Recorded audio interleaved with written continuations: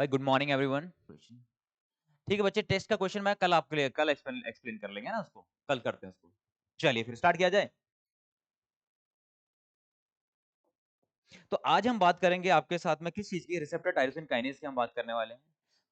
अब देखो रिसेप्टर की जब मैं बात कर दी तो रिसेप्टर था क्या कि कोई सिग्नल मॉलिक्यूल आया, रिसेप्टर का रिसीवर एक तरीके से वो रिसीव कर रहा है, कोई सिग्नल मॉलिक्यूल आया उसको रिसीव कर रहा है। और ये सिग्नल मॉलिक्यूल कैसे हैं? लिपिड इनसॉल्युबल है। ये लिपिड को पास नहीं कर सकता, तो ये ट्रांसडक्शन प्रोसेस के थ्रू क्या करता है, अपने सिग्नल मॉलिक्यूल को जो मैसेज लेके आया उसको अंदर लेके जा रहा है साइटोसोल में। इसी को हमने बोला क्या, ट्रांसडक्शन। याद है कुछ? अब हम इसी में बात करें हमने जीपीसीआर की।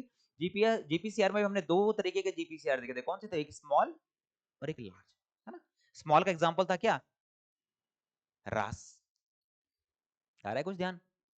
वो क्या था, एक सिंगल मॉलिक्यूलर जीपीसीआर प्रोटीन है, उसके साथ में क्या आपका जीटीपी कपल्ड होता है। जीटीपी या जीडीपी इनएक्टिव फॉर्म में जीडीपी है, और जैसे एक्टिव होगा तो उसके साथ में जीटीपी कपल्ड होता है। थोड़ा हम बेसिक से बात कर रहा हूं कि यहां पर इसका कहानी आने वाली है। जो लार्ज वाले थे उनके साथ क्या था, हेट्रो ट्राइमरिक स्ट्रक्चर वो बनाते थे, अल्फा बीटा गामा सब चीजें उसके साथ में अटैच होती थी। याद है ना? किसके लिए भी हूं पता नहीं। अल्फा बीटा गामा सब चेन कैसी थी उसके साथ में? आपका हेट्रो ट्राइमर, कि अल्फा अलग है, बीटा अलग है, गामा अलग है, तो तीनों मिलाकर क्या कर रहे हैं, एक रिसेप्टर का फॉर्मेशन कर रहे थे। स्मॉल सब यूनिट, लार्ज सब यूनिट। अब हम उसी तरीके से हम आ गए, इनके पास क्या है, अब एक दूसरे रिसेप्टर की बात करते हैं हम, रिसेप्टर टायरोसिन काइनेज की हम बात करने वाले हैं। अब ये भी रिसेप्टर है। ये भी कैसे, कौन से सिग्नल मॉलिक्यूल का रिसेप्टर है, जो आपके किस तरीके के होंगे, लिपिड इनसॉल्युबल। तो दैट मींस ये भी ट्रांसमेम्ब्रेन होगा। समझ रहे हो बात को? ट्रांसमेम्ब्रेन होगा, और इसके पास एक शक्ति है, दिव्य शक्ति। क्या है इसके पास? इसके पास जो रिसेप्टर है उसके पास कुछ एंजाइमेटिक प्रॉपर्टीज हैं।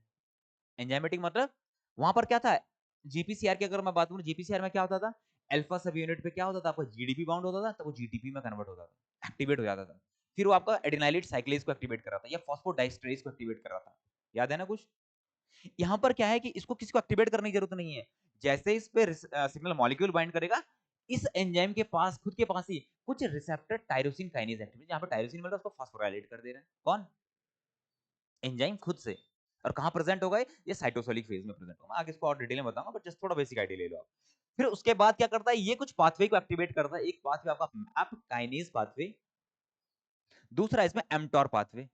एमटोर हो गया, फॉक्सो हो गया, ये दोनों पाथवे से कैरी आउट हो रहे हैं। आगे हम डिटेल में बात करने वाले।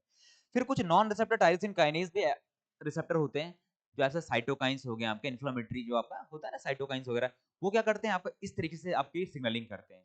अब क्या है, नॉन रिसेप्टर टायरोसिन। अब ये रिसेप्टर तो है कैसा, इसकी तरह ही। किसकी तरह? टायरोसिन काइनेज की तरह। लेकिन इनके पास खुद जो रिसेप्टर है उसके पास प्रॉपर्टी नहीं है। कौन सी वाली? एंजाइमेटिक प्रॉपर्टी, है ना। ये लोग क्या नहीं कर सकते हैं, फॉस्फोराइल उसका क्या होता है, टायरोसिन, इनके पास काइनेज प्रॉपर्टी नहीं, इनके साथ में कुछ एंजाइम आपका क्या होगा, एसोसिएटेड होगा, ट्राइमरिक। ठीक। अब देखिए बात करते हैं रिसेप्टर टायरोसिन काइनेज की। अगर मैं बात करूं इसके रिसेप्टर की, अगर हम बात करें तो having intrinsic enzymatic activity. Intrinsic मतलब इस एंजाइम के जो ये रिसेप्टर है आपके पास, इस रिसेप्टर के पास ही वो प्रॉपर्टी है। कौन सी? Tyrosine kinase property. अगर मैं बात करूं, एक मैं बना के दिखाता हूं आपको। ये आप मान लीजिए आपकी प्लाज्मा मेम्ब्रेन। समझ रहे हैं बात को? और ये कैसा होगा आपका, इस रिसेप्टर का क्या होगा, एक आपका रिसीवर एंड होगा, जहां पर एक सिग्नल मॉलिक्यूल को रिसीव करेगा, फिर ये, और आपका ऐसा कुछ, और फिर इस तरीके से। अब यह ये क्या है आपका, ये आपका एन टर्मिनल। एन मतलब, एन मतलब अमाइनो ग्रुप, NH3 एन है ना। दूसरी तरफ इसके पास क्या होगा, एक साइटोसोलिक टर्मिनल होगा, सी टर्मिनल, कार्बोक्सिलिक टर्मिनल। समझ रहे हैं बात को? साथ ही साथ ये इसका क्या है आपका, ट्रांसमेम्ब्रेन।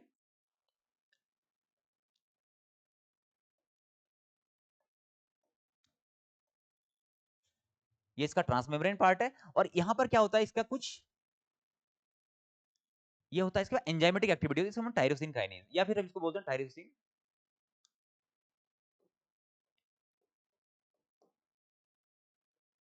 और इसी को हम बोलते हैं कैटालिटिक सब यूनिट। कैटालिटिक सब यूनिट मतलब जो कैटालिसिस कर रहा होगा, कैटालिटिक सब यूनिट। हाँ कह सकते हैं कैटालिटिक सब यूनिट। जैसे स्टार्टिंग एंड, हम इस बात को नहीं बोलना चाहिए हमको। एन मतलब जहां पर अमाइनो ग्रुप प्रेजेंट होगा, और सी मतलब जहां पर कार्बोक्सिलिक एंड होगा, है ना। एन और सी टर्मिनल। हमने देखा है कि ये आपका कैसा, ये आपका ये आपका साइटोप्लाज्मिक फेज भी हो गया, साइटोप्लाज्मिक साइट हो जाएगी।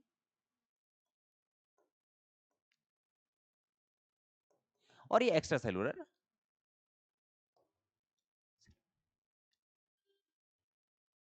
एक्स्ट्रा सेलुलर पार्ट, समझ रहे हैं आप? ये आपका एक तरीके से क्या आपका कौन सा रिसेप्टर, टायरोसिन काइनेज रिसेप्टर। इस रिसेप्टर के पास क्या यहाँ पर कैटालिटिक सब यूनिट है, जो कैटालिटिक सब यूनिट क्या करेगी, आपके एक एंजाइम की तरह काम करने वाली है। समझ रहे हो बात? और क्या है वो टायरोसिन काइनेज, कि जहां उसको टायरोसिन दिखेगा उसको क्या कर देगा, फॉस्फोराइलेट कर देगा। समझ रहे हो? कोई कंफ्यूजन तो नहीं हो रहा है? क्लियर है? आगे आ जाइए आप। इसके बाद अगर एक टायरोसिन, वही चीजें लिखी हुई है कि एक क्या होगा, इंट्रिंसिक एंजाइमेटिक एक्टिविटी होगी, जिसकी मैंने क्या बात की, टायरोसिन काइनेज। दूसरा, ये आपका क्या है कि टायरोसिन काइनेज इसके पास एक डोमेन होगा, having a intrinsic tyrosine kinase activity, same चीजें हो रही हैं, in cytoplasmic domain enzymatic activity reside. तो ये जो आपकी जो आपका एंजाइमेटिक एक्टिविटी करने वाला पार्ट है वो कहां प्रेजेंट है, आपका साइटोसोलिक साइड में प्रेजेंट होने वाला है। दूसरा, ये आपका क्या होगा, मोस्टली आपका ये एंजाइम जो है आपका मोनोमरिक फॉर्म में रहता है, सॉरी एंजाइम रिसेप्टर आपका मोनोमरिक फॉर्म में रहेगा, है ना? मोनोमरिक मतलब ये आपके एक मैंने सिंगल सब यूनिट बना दी, और जैसे ही क्या होगा सिग्नल मॉलिक्यूल आएगा, ये तब डाइमराइजेशन कर देता है। समझ रहे हो बात को, कि दो एक जैसे मॉलिक्यूल, अब क्या है कि हम बात करते हैं ना, एक सेल है, सेल की साइड प्लाज्मा मेम्ब्रेन है, प्लाज्मा मेम्ब्रेन के ऊपर ऐसे कई सारे रिसेप्टर्स हैं, हजारों रिसेप्टर प्रेजेंट होंगे, तो जिसका क्लोज प्रॉक्सिमिटी में क्या होगा, दूसरा रिसेप्टर प्रेजेंट होगा, नजदीक आ जाएगा और डाइमराइजेशन कर देगा। डाइमराइजेशन समझ रहे हैं आप बात को, कि दो सेम रिसेप्टर आपस में आगे नजदीक आएंगे और क्या कर देंगे, वो डाइमराइजेशन कर देंगे, और जब डाइमराइजेशन होगा तब जाके क्या होता है, ये एक्टिवेट होते हैं आपके। क्लियर? बट यहां पर भी कुछ क्या है आपका, जैसे आपका ऑलरेडी कुछ डायमेरिक फॉर्म में भी प्रेजेंट रहते हैं, जैसा इसका एग्जांपल कौन है आपका, इंसुलिन रिसेप्टर। क्लियर है बात? क्या समझ में आई आपको, क्या कहानी है रिसेप्टर की? रिसेप्टर का क्या होगा, एक तो क्या है, ये आपका साइटोसोलिक फेज में होगा, ओ सॉरी साइटोसोलिक फेज नहीं, ये कैसा होगा आपका, टायरोसिन आपका प्लाज्मा मेम्ब्रेन में प्रेजेंट होगा। दूसरा, इसमें क्या होगा आपका, एक N terminal region, C terminal region होगा। तीसरा, इसमें क्या होगा, एक एक कैटालिटिक सब यूनिट होगी जो आपके कहां प्रेजेंट है, आपके साइटोसोल में, साइटोसोलिक फेज में प्रेजेंट है। होमोडाइमर्स, बहुत बढ़िया है ना, होमोडाइमर मतलब सेम, सही बात कही है। होमो मींस एक ही चीज, एक ही जैसे, हेट्रो मींस अलग अलग। हेट्रोट्राइमेरिक जब हम बात करें, अल्फा बीटा गामा अलग अलग चेन थी, हेट्रो बोल रहे हैं, और यहाँ पर क्या एक जैसे रिसेप्टर क्या करेंगे, आपके बाइंड करने वाले हैं, तो उसको हमने क्या बोला है, होमोडाइमर का फॉर्मेशन करने वाले। क्लियर? अब इसके कुछ और एग्जांपल ले लो आप। अब एक तो समझ गए ना, अब एक क्या है, ये मोनोमरिक फॉर्म में रिसेप्टर रह रहा है, जैसे इसका एग्जांपल आपका क्या होगा, एपिडर्मल ग्रोथ फैक्टर रिसेप्टर जो होगा वो सिंगल सिंगल प्रेजेंट है, जैसे ही आपका सिग्नल मॉलिक्यूल आया तो होमोडाइमर का फॉर्मेशन कर दे रहा है। आपका इंसुलिन की बात करूं तो ऑलरेडी कैसा प्रेजेंट है आपको, आपका ऑलरेडी डाइमर की फॉर्म में प्रेजेंट है। क्लियर? इसके कुछ और एग्जांपल देख लीजिए आप, जैसे मैं बात करूं एपिडर्मल ग्रोथ फैक्टर की, ईजीएफ, ये कैसा है आपका, ये क्या है आपका, ये किस कैसे सिग्नलिंग करेगा, ये tyrosine kinase receptor based signalling करने वाला है। ऐसे आपका क्या है, एनजीएफ नर्व ग्रोथ फैक्टर हो गया, आपका प्लेटलेट ड्राइव ग्रोथ फैक्टर हो गया, आपका एफजीएफ हो गया, आपका फाइब्रोब्लास्ट ग्रोथ फैक्टर होगा, और आपका इंसुलिन हो गया। ये सारे कैसे करेंगे, आपका आरटी के रिसेप्टर के थ्रू क्या कर रहे हैं, ये सिग्नलिंग करने वाले हैं। क्लियर? अब इसके हम बात कर सकते हैं इसके रिसेप्टर्स की, रिसेप्टर कैसे प्रेजेंट होते हैं। आपका देखिए, ये जैसे एपिडर्मल ग्रोथ फैक्टर का रिसेप्टर है, इसमें क्या है आपका, एक एन टर्मिनल रीजन है, एक सी टर्मिनल रीजन है, सब में एक जैसी सिमिलरिटी आपको दिखने वाली है, क्या चीज, कि इनके सबके रिसेप्टर के जो साइटोसोलिक पार्ट है उसमें क्या होगा, एक कैटालिटिक सब यूनिट होने वाली है, कौन सी, टायरोसिन काइनेज। क्लियर? अब जैसे हम बात करें एपिडर्मल ग्रोथ फैक्टर की बात करो, आप इंसुलिन रिसेप्टर की बात करो, और प्लेटलेट ड्राइव रिसेप्टर की मैं बात करूं, तीन अलग रिसेप्टर है। इन सब में क्या कॉमन है, एक साइटोसोलिक फेज होगा, एक आपका क्या होगा, एक्स्ट्रा सेलुलर फेज होगा। एक्स्ट्रा सेलुलर फेज में आपके एन टर्मिनल रहने वाला है, साइटोसोलिक में आपका सी टर्मिनल रहने वाला है, और इन सब के पास एक ट्रांसमेम्ब्रेन रीजन रहने वाला है, जो क्या करेगा, मेम्ब्रेन को ट्रांसमेम्ब्रेन करेगा, पास करेगा। और तीसरा, इनके सबके पास क्या होगा, एक टायरोसिन काइनेज डोमेन होगा। इसी वजह से इनको क्या रखा गया है, सबको हम क्या बोल रहे हैं, टायरोसिन काइनेज रिसेप्टर, एक ही फैमिली में रखा गया। क्लियर है? कोई कंफ्यूजन? डन? अब देख लेते हैं थोड़ा सा ये तो, हाँ, अब बात कर लीजिए। हाँ हाँ, हाँ जी, अच्छा पीछे, ये आप बात हो रहा है, ये आपका क्या बोल रहे हैं, आप इम्यूनोग्लोबुलिन लाइक डोमेन्स। आप जब हम इम्यूनोलॉजी पढ़ रहे हैं ना, तो आप इम्यूनोलॉजी जब इसमें स्ट्रक्चर देखा होगा एंटीबॉडीज का, तो वहां पे कुछ आपको इस तरीके से स्ट्रक्चर्स दिखते हैं, तो ये उस तरीके से रिसेप्टर है, उस तरीके से स्ट्रक्चर है, तो इनको कहा गया कि इम्यूनोग्लोबुलिन लाइक डोमेन्स, मतलब वो डोमेन जहां इम्यूनो मतलब जो आपका एंटीबॉडीज में प्रेजेंट है, उस जैसे कुछ डोमेन यहाँ भी प्रेजेंट होते हैं। क्लियर? तो अगर हम सिंपल सी बात करें भाई, तो ये मान लीजिए आपको प्लाज्मा मेम्ब्रेन होगी, है ना, इसको हम पीएम लिख दें यहाँ पे। ये प्लाज्मा मेम्ब्रेन प्रेजेंट है, और यहाँ पर क्या होगा आपका, कुछ रिसेप्टर प्रेजेंट है आपके। ये कौन सा रिसेप्टर आपका, आरटीके, और आरटीके किस फॉर्म में, यहाँ पे इनएक्टिव फॉर्म में, है ना। अब दूसरा यहाँ पर फिर दूसरा भी प्रेजेंट होगा, और यहाँ पर क्या होगा आपका, एक और प्रेजेंट है, और ये आप मान लीजिए कोई आपका सिग्नल मॉलिक्यूल जब आएगा,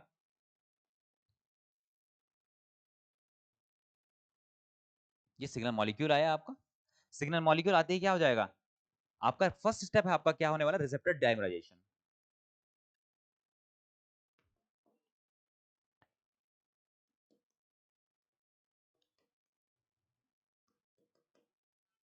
समझ रहे हैं बात को, कि सिग्नल मॉलिक्यूल जैसे बाइंड करेगा, ये अलग अलग रहते थे, बहुत दूर दूर थे ये, जैसे सिग्नल मॉलिक्यूल आया, किस केस में, जो क्या है आपके मोनोमरिक फॉर्म में रह रहे हैं, जो ऑलरेडी डायमरिक है उसको डायमराइजेशन की जरूरत नहीं है, क्योंकि वो पहले ही प्रेजेंट है उस तरीके से।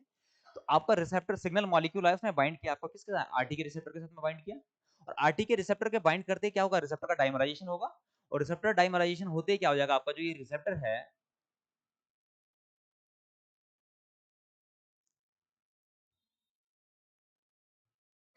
ये जो आपका रिसेप्टर रहेगा, इसमें क्या हो जाएगा, इसमें कुछ फॉस्फोराइलेशन होना स्टार्ट हो जाएगा।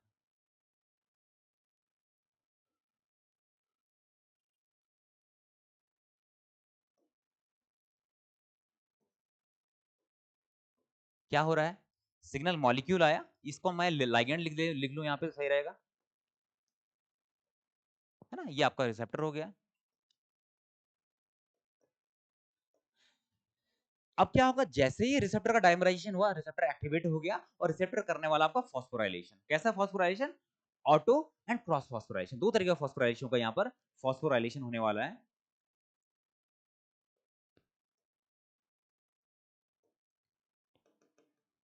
कैसा, first one is auto phosphorylation, और second one is cross phosphorylation.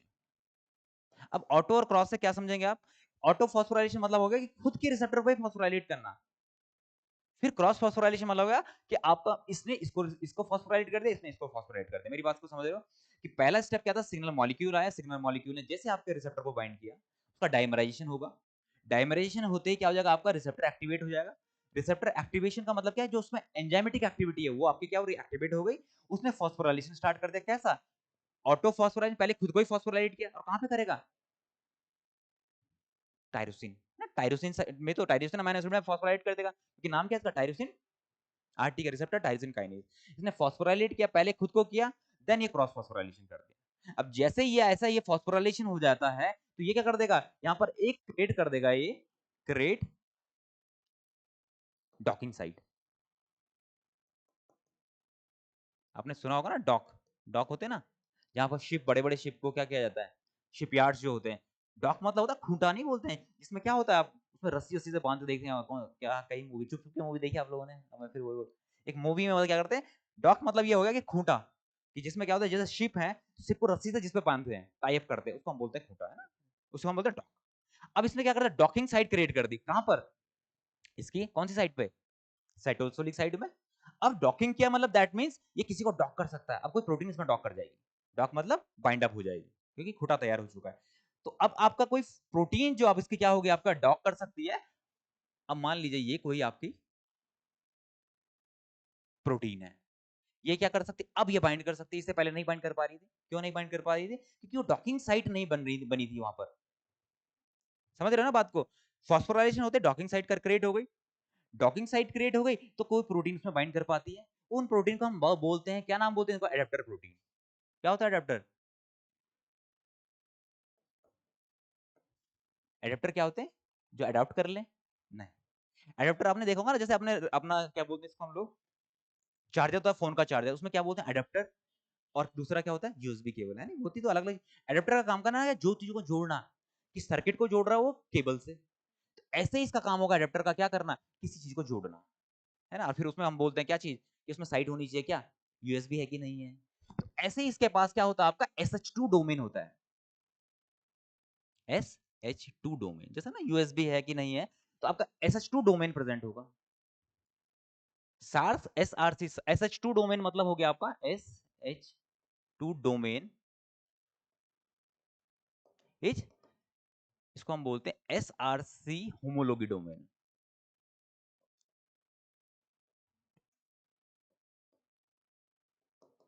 मेरी बात को समझना, एक तरफ तो आपका SH2 डोमेन होगा, दूसरी तरफ इसके पास होता है आपका SH3 डोमेन। कौन है ये? एडेप्टर। देखा ना आपने, उसमें क्या एडेप्टर में क्या, एक तरफ तो उसमें क्लिप है जो आपको कहां अटैच हो रहा है, सॉकेट में लग रहा है, वो आपका SH2 डोमेन हो गया। दूसरी तरफ आपका USB साइड है जो आपका डाटा केबल से कनेक्ट हो रहा है, वो आपकी क्या है, SH3 डोमेन। क्लियर है भाई, यहाँ पे कोई कंफ्यूजन? अब एडेप्टर प्रोटीन की हम बात करें तो ये आपके एडेप्टर प्रोटीन हो गई है। इस एडेप्टर प्रोटीन के साथ में क्या है कि ये जो SH3 डोमेन है आपका, वैसे आगे आई थिंक लिखा हुआ होगा सारा ही, जो आपका SH3 डोमेन है ये क्या करता है, binds with proline rich protein. मेरी बात समझ रहे हैं? यहां तक कोई कंफ्यूजन तो नहीं हो रहा आपका? अब जो एडेप्टर है, मैंने बताया ना, इस तरफ तो सॉकेट है, तो वो अपने किस पे लग जा रहा है, प्लग में लग जाएगा। तो प्लग मतलब क्या, ये यहाँ पर रिसेप्टर की कौन सी साइड को, डॉकिंग साइड पे बाइंड कर जाएगा। दूसरी तरफ इसके पास SH3 डोमेन है, SH3 डोमेन किसके साथ बाइंड कर जाएगा, आपका एक प्रोटीन का नाम है, इसको मैं दूसरे कलर से बना दूं, थोड़ा सा आज कलरफुली कर देते हैं ना। यहाँ पर आपके कोई दूसरी प्रोटीन है, इसका नाम है आपका GEF। क्या होते हैं GEF? GEF कभी सुना है आप लोगों ने? बायोकेमिस्ट्री में सुना होगा। अरे अभी तो पढ़ रहे हैं यार हम, लास्ट क्लास में तो भी पढ़ रहे थे, GEF ग्वाइनाइल न्यूक्लियोटाइड एक्सचेंज फैक्टर। डूब मरूं चुल्लू पर पानी, बारिश बहुत हो रही है, चुल्लू पर पानी किसी भी ज्यादा मिल जाएगा आप लोगों को, समझ रहे हो? GF क्या आपका guanyl exchange factor, GF is guanyl exchange factor. क्या करता है ये, जोर से जोर से, EF एक्सचेंज। इतनी बार बताया, मोबाइल पुराना मोबाइल लेके जाओगे तो उसमें टर्मिनेट करके नहीं देगा, नया फोन दे देगा, तो GDP को GTP में एक्सचेंज कर देता है। अब बच्चों बताओ मैं क्या करूं, रिप्लेसेस GDP टू GTP है। और क्या होता था GDP से GTP में कन्वर्ट करने के बाद, क्यों कर रहा था वो एक्सचेंज, आपके अल्फा सब यूनिट एक्टिवेट हो जा रही थी, आप क्यों नहीं ध्यान कर पा रहे हो भाई इन चीजों को, मतलब आप खुद गलत फहमी में जी रहे हो, मैं बता रहा हूं पहले आपको ना। इसकी वजह से क्या होगा, आपका GF बाइंड कर जाएगा, GF के पास क्या आ गई, अब GF एक्टिवेट हो जाएगा।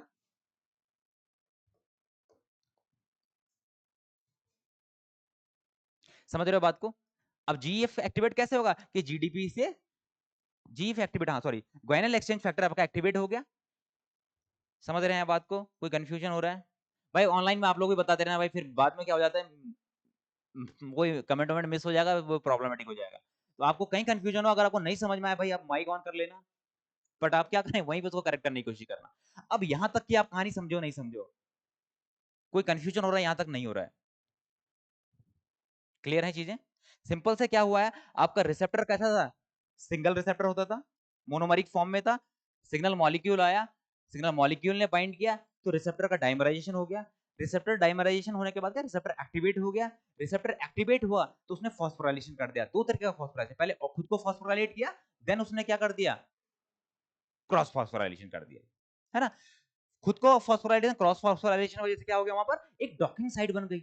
डॉकिंग साइट बन गई तो क्या हो जाएगा, उसमें रिसेप्टर बाइंड कर जाएगा, सॉरी रिसेप्टर नहीं, आपका क्या बाइंड कर जाएगा, एडेप्टर बाइंड कर जाएगा। एडेप्टर बाइंड कर जाएगा तो क्या होगा, एडेप्टर के पास क्या है कि दो बाइंडिंग साइट है, एक SH2 डोमेन, एक SH3 domain. SH2 domain docking site पे बाइंड कर जा रहा है, SH3 डोमेन क्या है कि कोई प्रोलीन रिच प्रोटीन हो, प्रोटीनस पार्ट हो, उस पे वो बाइंड कर जा रहा है। उसका एग्जाम उसमें क्या है, GF आपका वो क्या हो गया, GF को साथ वो बाइंड कर जाएगा। जैसे वो GF के साथ बाइंड किया तो आपका प्रोटीन क्या हो गया, GF मतलब प्रोटीन, मतलब GF आपका एक्टिवेट हो गया, है ना। इन्हीं में एडेप्टर प्रोटीन के कुछ एग्जांपल भी हैं, जैसे कुछ फेमस एग्जांपल की बात करूं तो GRB2, GRB2 I think GRB2 ही है ना। इसका एक एग्जांपल की बात करूं, उसका एग्जांपल क्या है, आपका SOS। आपके क्या है, ये दो एग्जांपल है इनके, GF ग्वाइनल एक्सचेंज फैक्टर का क्या एग्जांपल है, SOS, और इसका क्या एग्जांपल है आपका GRB2। क्लियर है भाई, यहां तक कोई कंफ्यूजन तो नहीं है? अब यहां पर क्या होगा, अब GF एक्टिवेट हो गया, अब जीएफ क्या होता है, यहां पर एक प्रोटीन आपकी होती है, कौन सी, अगर ये नाम है कि जैसे मतलब आप क्या होमोसैपियंस हो लेकिन आपका कुछ नाम है, समझ रहे हो, तो वैसे क्या है कि जीएफ ग्वाइनल एक्सचेंज फैक्टर है, क्या बहुत बड़ी कैटेगरी है, जो एक्सचेंज कर रहा है उसको हमने जीएफ बोला, उस जीएफ में कोई एसओएस होगा, है ना। ऐसे एडेप्टर की कई सारी फैमिली होंगी, मतलब एक टायरोसिन काइनेज के साथ कोई एक एडेप्टर तो नहीं होगा ना, कई सारे एडेप्टर होंगे, कई सारे नाम होंगे, लेकिन उनमें से एक का मैं एग्जांपल दे रहा हूं, जैसे जीआरबी2, आप कई सारे जब आप देखोगे ना, बुक पढ़ोगे या फिर आप फिगर्स में देखोगे तो आप मेंशन कहीं जीआरबी2 लिखा होगा, तो आपको पता होना चाहिए जीआरबी2 क्या है, वो क्या है आपका एडेप्टर, क्लियर। अब यहां पर क्या होती है, एक प्रोटीन आपकी अटैच होती है, ये क्या आपका, ये आपका जी प्रोटीन है, कैसी प्रोटीन, स्मॉल जी प्रोटीन, कैसी होती प्रोटीन, जी प्रोटीन क्यों बोल रहे हैं हम इसको, क्योंकि किस तरीके की होगी, आपका सर्पेंटाइन होगी, 7 बार मेम्ब्रेन पास होगा, ये क्या कर देगा, उसको एक्टिवेट कर देगा, एक्टिवेट कैसे करेगा, इसके साथ में जीडीपी बाउंड होगा,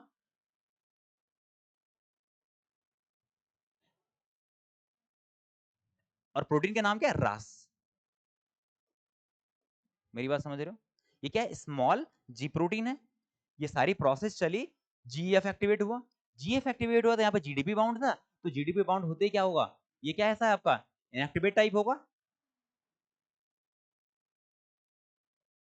जीटीपी, और इसमें क्या आ जाएंगे, इसमें भी शक्तियां आने वाली हैं, तो ये जीएफ क्या करने वाला आपका, ये कुछ इस तरीके से कर देगा, यहाँ पर जीडी पी को तो अटैच करवा देगा और जीडीपी को क्या करवा देगा, रिमूव करवाने वाला है, मेरी बात को समझ पा रहे हो, ऑनलाइन में बच्चों बताओ आप लोग, क्लियर हो रही हैं चीजें, क्लियर है नहीं है, समझ गए ना, वो लार्ज सब यूनिट वाले एग्जांपल हमने पीछे देखे हुए हैं कि अल्फा बीटा गामा वाला हमने पूरा देखा, स्टिमुलेटरी इनहिबिटरी करके, वो सारे क्या इसके एग्जांपल है। अब आप एक स्मॉल सब यूनिट भी देख रहे हो, समझ रहे हो ना, स्मॉल सब यूनिट में क्या है, आपका अल्फा बीटा गामा नहीं प्रेजेंट है, वो डायरेक्टली उसमें क्या होगा, जीडीपी आपका अटैच होगा, है ना, ये जीडीपी क्या है आपका, डायरेक्टली किसके साथ अटैच है, आपके किसके साथ में, प्रोटीन के साथ में, कौन सी प्रोटीन, जी प्रोटीन के साथ में, यहां तक क्लियर है। इसी को आप देख लीजिए, आप ये स्ट्रक्चर का उन्होंने क्या है बुक में कैसे बताया हुआ कि आपका सिंपल था, क्या था, सिंगलेट फॉर्म में था, मोनोमरिक फॉर्म में था, मॉलिक्यूल आया, डाइमर बन गया, डाइमर बनते क्या हो जाएगा आपके पास, इनके पास ताकतें आ रही कौन सी वाली, फॉस्फोराइलेशन वाली, यहाँ पर बुक में देखोगे आप तो डायरेक्टली दिखा होगा क्रॉस फॉस्फोराइलेशन, बट ऐसा नहीं, पहले यहाँ पर क्या होगा, ऑटो फॉस्फोराइलेशन होगा, एंड देन जाके क्या होगा आपका क्रॉस फॉस्फोराइलेशन होने वाला है ना।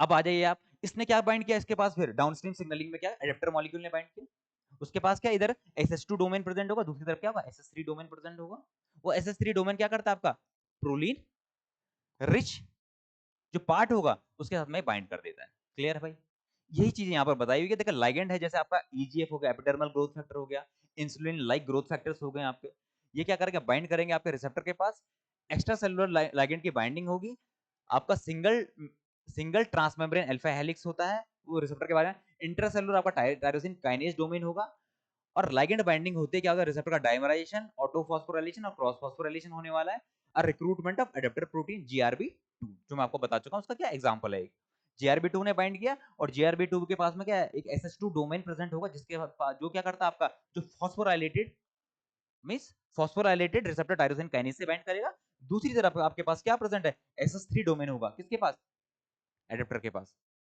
है ना, क्योंकि आपने देखा ना एडेप्टर के पास क्या SS3 डोमेन प्रेजेंट था, जो आपका किसके साथ में बाइंड कर रहा है, जो प्रोटीन आपकी कैसी थी, प्रोलीन रिच मेंशन है यहाँ पे, हाँ, bind to proline rich sequences on other proteins, उसका एग्जांपल उसने क्या दिया, एसओएस, क्या है एसओएस, प्रोटीन तो है ही, वो तो प्रोटीन बात कर रहे हैं, क्या है SOS, GF guanyl nucleotide exchange factor, clear. अब ये देखिए, अब यहां तक आप पहुंच गए थे, इसके साथ साथ में क्या है कि अब अलग अलग पाथवेज एक्टिवेट हो जाते हैं, जैसे रास मैप काइनेज एक पाथवे, मेरी बात समझ रहे हैं आप, क्या हुआ है कहानी, क्या क्या हो पा रही है कि आपके वजह से बाइंडिंग हुई, बाइंडिंग की वजह से आपका जीएफ की बात करें, ग्वाइनल एक्सचेंज फैक्टर एक्टिवेट हो गया है, और वो क्या कर देगा, अब इन दो तीन पाथवे इनको एक्टिवेट करने वाले, जैसे आपका एक पाथवे क्या आपका रास, जो मैं स्टार्ट कर दिया था वहां पे, एक रास मैप काइनेज पाथवे है आपका, दूसरा आपका PI3 काइनेज, आपका AKT काइनेज पाथवे है, तीसरा आपका mTOR पाथवे रहने वाला, समझ रहे हो बात को, वो सिग्नलिंग हमने क्या, रिसेप्टर टायरोसिन काइनेज जब सिग्नलिंग हो रही है, एक्टिवेशन हो रहा है आपका एडेप्टर प्रोटीन जब एक्टिवेट हो जा रहा है, उसके बाद क्या है आपके तीन पाथवेज हैं, एक तो रास मैप पाथवे हो गया आपका, PI3 काइनेज पाथवे हो गया और mTOR पाथवे हो गया, इन तीनों को अब हम डिटेल में देख लेते हैं। अब देखिए मैप काइनेज की बात करूं तो मैप क्या है आपका, माइटोजन एक्टिवेटेड प्रोटीन काइनेज, है ना। प्रोटीन काइनेज है तो क्या करेगा ये, व्हाट काइनेज डू, क्या करते हैं काइनेज? जोर से जोर से। काइनेज क्या करेगा, मतलब काइनेज की प्रॉपर्टीज क्या है? ये फॉस्फोराइलेशन करता है, ये तो पता होना चाहिए। अब फॉस्फोराइलेशन करता है तो दैट मींस क्या कर रहा है, ये कुछ फॉस्फेट ग्रुप को क्या कर देगा, ऐड कर देगा। वो फॉस्फेट ग्रुप आएगा कहां से?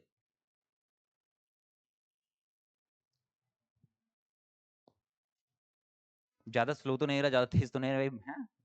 क्या फॉस्फेट ग्रुप कहां से आएगा, एटीपी से, एडेनोसिन ट्राइफॉस्फेट से। किसका आंसर है, मुस्कान का आंसर है, और कार्तिक शर्मा का आंसर है, और सिमरन का आंसर है। समझ गए बात को भाई? मतलब थोड़ा सा आपको क्या है, आप जैसे बायोकेमिस्ट्री पढ़ रहे, अब देखो ये बॉडी जो है ना, इसमें अलग से बायोकेमिस्ट्री नहीं चल रही है, अलग से मॉलिक्यूलर बायोलॉजी नहीं चल रही, अलग अलग से डेवलपमेंटल बायोलॉजी नहीं चल रही, ये सारा एक साथ चल रहा है। समझ रहे हैं ना बात को? वहां तो अभी वहां पहुंच गए आप यहाँ तक, तो आपको फिर आइडिया होना चाहिए, है ना। तब तभी तो लिंक कर पाओगे, तभी तो ह्यूमन कॉम्प्लेक्स मशीन क्यों है, क्योंकि अलग अलग प्रोसेस चल रहे हैं, अलग अलग एक्टिविटीज हो रही है, अलग अलग तरीके की सेल्स है। समझ गए बात को? तो ये भाई इनका प्रोसेस है। दूसरा क्या आपका ईआरके, ईआरके क्या है आपका, extra cellular ligand regulated kinase, ये भी क्या है आपका, काइनेज है।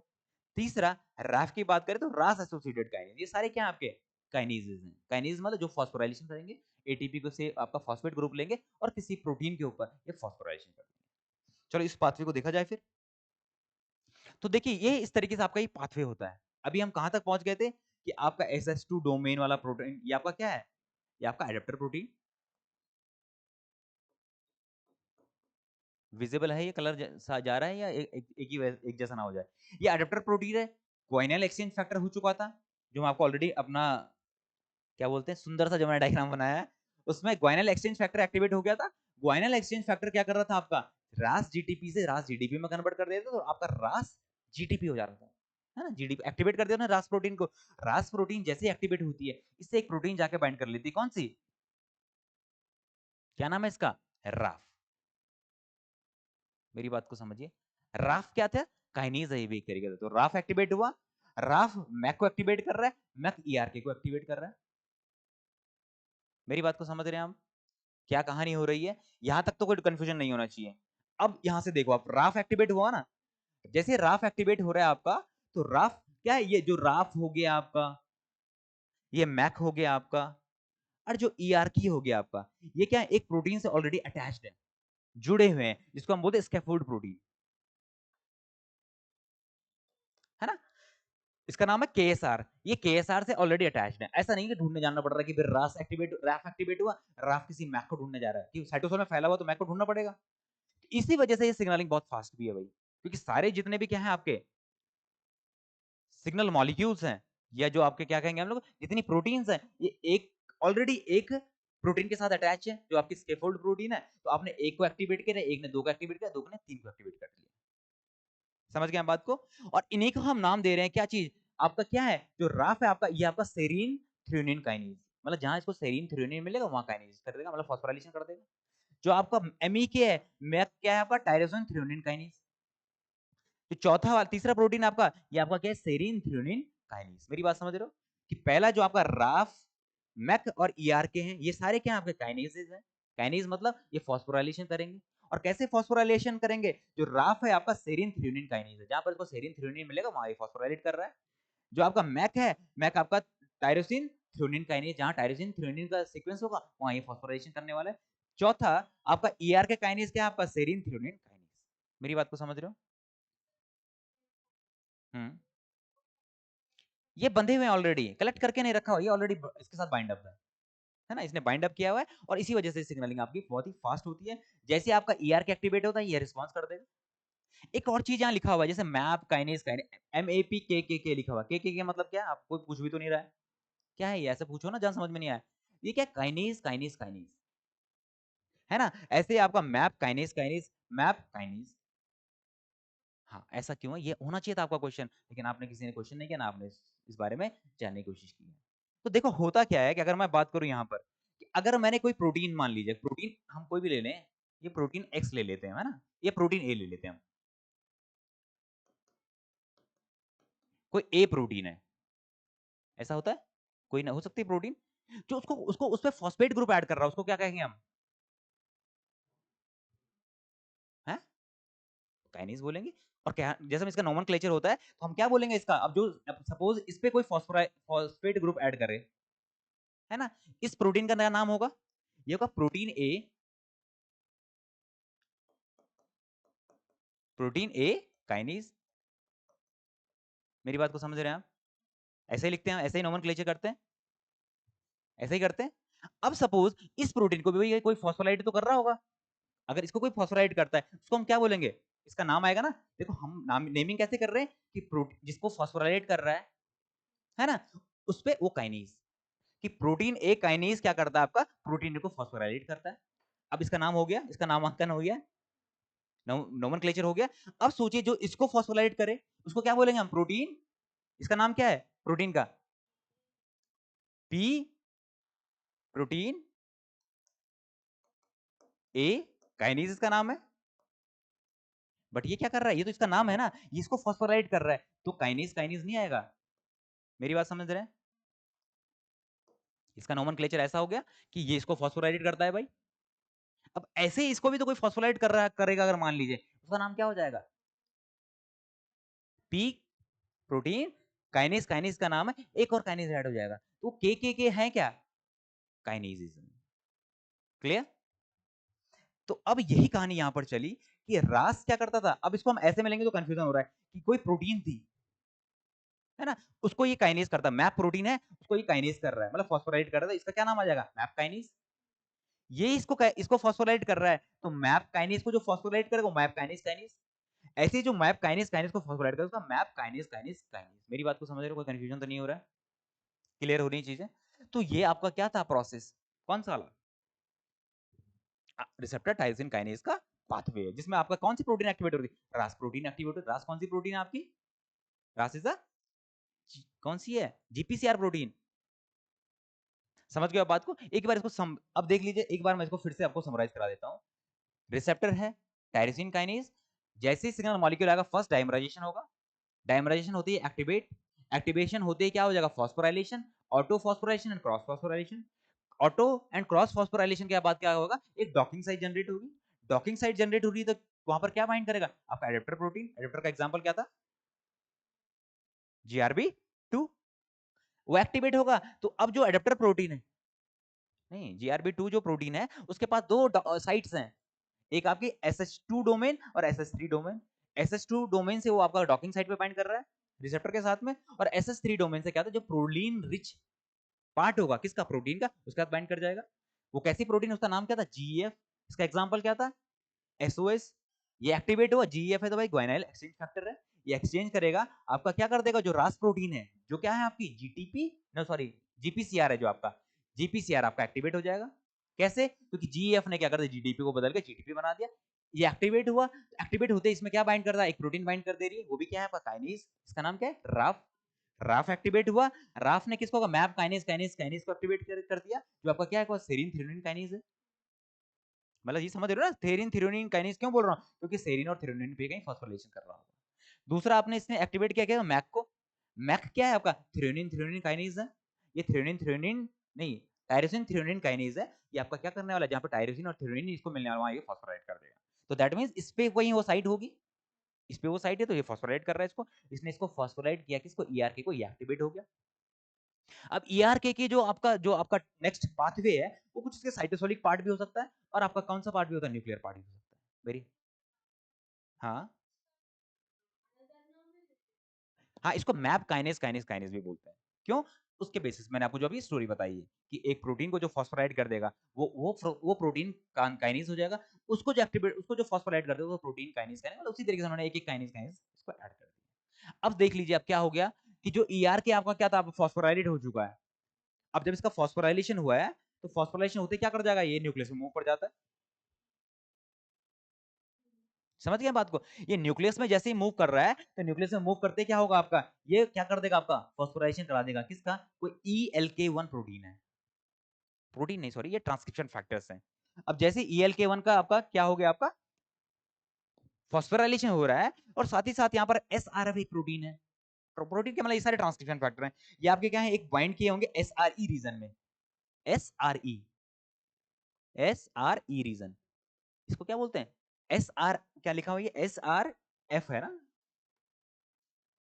अगर मैं बात करूं, जो एस आर है, एस आर ई है ना, तो ये है क्या, ये आपका सीरम रिस्पांस, अगर ई है तो एलिमेंट हो जाएगा, एफ है तो सीरम रिस्पांस फैक्टर हो जाएगा ना, एलिमेंट की मैं यहां पर बात कर लेता हूं। अब सीरम रिस्पांस एलिमेंट मतलब ये जितने भी ट्रांसक्रिप्शन फैक्टर्स हैं, सॉरी ट्रांसक्रिप्शन, ये ग्रोथ फैक्टर्स जितने भी हैं, ये आपने देखा होगा, जब आप लोगों ने तो अभी नहीं किया होगा, जब हम लोग सेल कल्चर करते हैं उसमें क्या करते हैं, हमें एफबीएस ऐड कर देते हैं, फिटल बोवाइन सीरम, है ना, उनमें ये सारे फैक्टर्स प्रेजेंट है। तो आपका क्या, ये सीरम में प्रेजेंट होता है, इसी हमने क्या बोला इसको, सीरम रिस्पांस एलिमेंट, क्योंकि सीरम से वो कंपोनेंट आ रहा है जो क्या कर रहा है, इस सारी सिग्नलिंग प्रोसेस को कैरी आउट कर रहा है। तो इसका जो पार्ट होगा डीएनए का, जिसने आप ट्रांसक्रिप्शन जिसका होना है, जिसका ट्रांसलेशन होना है, वो क्या हो जाएगा, सीरम रिस्पांस एलिमेंट। क्लियर है भाई? बच्चों ऑनलाइन में बताओ आप लोग भाई। सर एक बार रास जीटीपी से एक्सप्लेन करें, ठीक है। देखो रास जीटीपी की बात करूं तो रास आपका क्या है, आपका जीपीसीआर है, जीपीसीआर है तो आपका यहाँ पर जीएफ एक्टिवेट हो चुका है। जीएफ एक्टिवेट होगा तो जो आपके रास प्रोटीन है ना, GTP protein, sorry G protein, G GPCR जो है वो आपका क्या करेगा, जीडीपी से बाउंड था, जो इनएक्टिव था उसको एक्टिव करवा दिया उसने, जीटीपी बाउंड करवा के, मेरी बात को समझ, एक्सचेंज करा दिया उसने, क्या जीडीपी से जीटीपी को एक्सचेंज करवा दिया। अब आपका ये प्रोटीन एक्टिवेट हो गया, कौन सा, रास एक्टिवेट हो गया। अब रास के साथ में एक आपका Rap protein activate bind up है, वो एक्टिवेट हो रहा है। अब जब वो एक्टिवेट हो रहा है तो राफ क्या करता है, आपका आपका मैक को एक्टिवेट कर देगा, मैक आपको ईआरके को एक्टिवेट कर देगा, और ईआरके जैसे एक्टिवेट होगा ये अपने रिस्पांस करने वाला है। अब ईआरके क्या है, मैप क्या है, ये आपको मैं बता चुका हूं कि क्या है, ये आपके सारे काइनेजेस हैं, जो काइनेजेस आपके क्या है, कुछ स्कैफोल्ड प्रोटीन के साथ में अटैच हैं, ताकि ये सब लोग क्लोज प्रॉक्सिमिटी में रहें, जैसे सिग्नल मॉलिक्यूल है, फास्ट रिएक्शन, रिएक्शन बोले या fast signalling process carry out हो जाए। ईआरके जैसे एक्टिवेट हुआ तो कुछ इसके क्या है, कुछ आपके आपके इसके आपके क्या बोलते हैं इसको नाम हम लोग, टारगेट कुछ साइटोसोलिक भी होते हैं, कुछ न्यूक्लियर टारगेट भी होते हैं। न्यूक्लियर टारगेट की बात करें तो मूव करा किसके अंदर, न्यूक्लियस के अंदर मूव करा, न्यूक्लियस के अंदर मूव करते इसने क्या कर दिया, ELK1 और सीरम रिस्पांस फैक्टर को इसने एक्टिवेट कर दिया। जैसे एक्टिवेट हुआ इनका क्या हो जाएगा, ट्रांसक्रिप्शन आपका स्टार्ट हो जाएगा, किसका, उस सीरम रिस्पांस फैक्टर का एक्टिवेशन हो जाएगा। क्लियर, क्लियर है भाई अंजलि?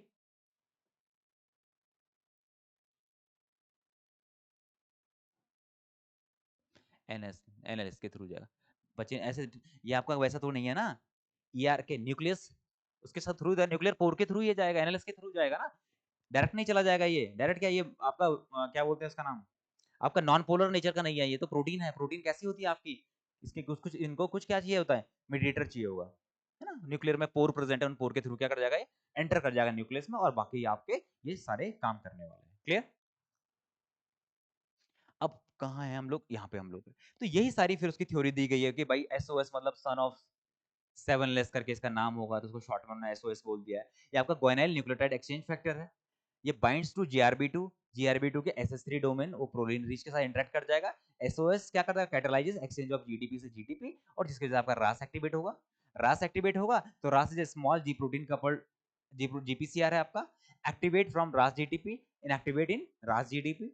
आपका अब जीटीपी बाइंडिंग डोमेन इसके पास प्रेजेंट होगा, जिसकी वजह से क्या होगा, आपके एक्टिवेट करने वाला आपका Ras GTP recruits and activates Raf, ये दोनों क्या करेंगे, आपको राफ को एक्टिवेट कर देंगे। राफ एक्टिवेट होगा तो एक काइनेज पाथवे एक्टिवेट हो जाएगा, जो कास्केड पाथवे होगा, कि आपका मैप काइनेज एक्टिवेट होगा, मैक काइनेज एक्टिवेट होगा, ईआरके एक्टिवेट होगा, और इनके थ्रू क्या होने वाला आपका, ये सिग्नलिंग प्रोसेस कैरी आउट होने वाली है।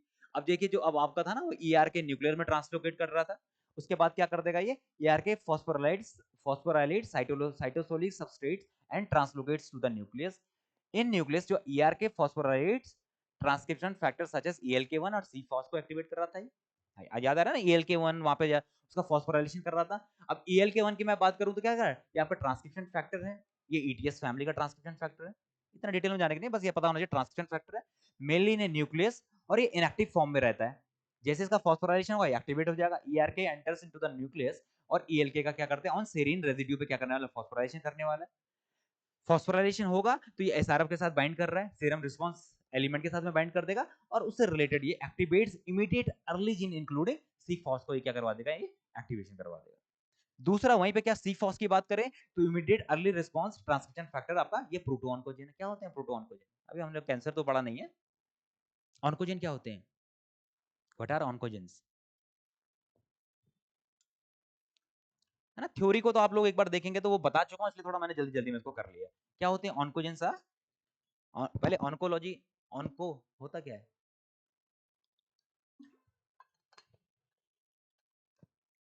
क्या होते हैं भाई ऑन्कोजेंस?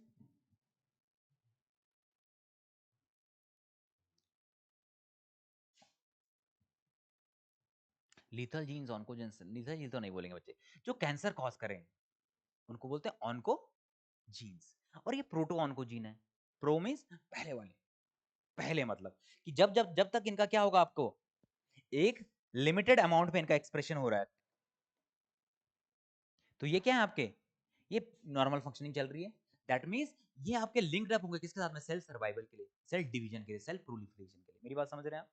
प्रोटो ऑन्कोजेन क्या होंगे? ये रिक्वायर्ड है, नॉर्मली ये प्रेजेंट होंगे, एक्सप्रेस होंगे, पर एक लिमिटेड अमाउंट में प्रेजेंट एक्सप्रेस हो रहे हैं, ताकि क्या हो सके, सेल इजीली जो नॉर्मल ग्रोथ है वो पॉसिबल रहे। अब इनका क्या हो जाए अगर गेन ऑफ फंक्शन हो जाए? प्रोटो ऑन्कोजेन का क्या हो जाए? गेन ऑफ फंक्शन,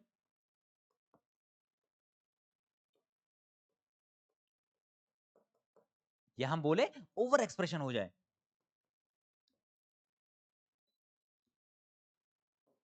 उससे क्या हो जाएगा? ये आपके कैसे हो जाएंगे? प्रोटो ऑन्कोजेन से क्या बन जाएंगे? ऑन्कोजेन नहीं हो जाएंगे। मेरी बात समझ रहे हो? ऑन्कोजेनिक क्या है? जो आपके कैंसर कॉज कर रहे हैं। कैंसर होता क्या है आपका? Rapid cell division, uncontrolled cell division, उसी को हम कैंसर बोलते हैं। अब सोच लीजिए कि नॉर्मली एक सेल से दो सेल का डिवाइड होना, ये तो नॉर्मल है ना, तभी तो हमारी ग्रोथ हो रही है, तभी तो मेरी स्किन जहां पे मतलब सपोज कोई कट आ रहा है, कोई इंजरी हो रही है, और आपका क्या कर पा रहा है? रिकवर हो रहा है, या क्या कर रहा है? रिजनरेट हो रहा है, रिग्रो हो रहा है। बट अगर ये प्रोसेस में क्या हो जाए आपका, बहुत ज्यादा एक्सप्रेस होने लग जाए कि सेल डिवाइड हो रही है, रुकने का नाम ही नहीं ले रही है, तो वो क्या है आपका? वो ऑन्कोजेनिक हो जाएगा, कैंसरस टाइप हो जाएगा। तो अगर यही आपकी जो प्रोटीन है जो आपका ग्रो कर रही है, बहुत ज्यादा ग्रो कर रही है और अनडिफरेंशिएटेड वे में ग्रो कर रही है, तो क्या हो गया आपका? वो कैंसर कॉज कर देगा। तो इसको क्या है? प्रोटोऑन्कोजेन। लिमिटेड अमाउंट में आपका एक्सप्रेशन हो रहा है, तो these are good for our system, वो हमारे सिस्टम के लिए बहुत सही है। उसी चक्कर में हमारी क्या हो रही है, जब हमारे में इन्फेक्शन आ रहा है तो हम क्या कर रहे हैं, हमारे डब्ल्यूबीसी ग्रो कर जा रही है, डब्ल्यूबीसी का मल्टीप्लिकेशन हो रहा है। बट अगर यही डब्ल्यूबीसी बहुत ज्यादा बढ़ रही है, रुक ही नहीं रही है, जरूरत भी नहीं है, समझ रहे हो बात को, कि जरूरत ही नहीं है हमको डब्ल्यूबीसी की और ये ग्रो करती जा रही है, वो कंडीशन को हम क्या बोलते हैं? कैंसर। जिसको मेरा काम था लिक्यूमिक जो हम कंडीशन बोलते हैं, या लिम्फोमा हम बात करें, लिम्फोमा क्या है? Uncontrolled cell division of WBC, या जो व्हाइट ब्लड सेल्स हैं आपके, लिम्फोसाइट्स का काउंट बढ़ जाता है, जबकि उनकी जरूरत भी नहीं है, कोई इन्फेक्शन नहीं है, किसी जरूरत नहीं है, फिर भी वो बढ़ रहा है।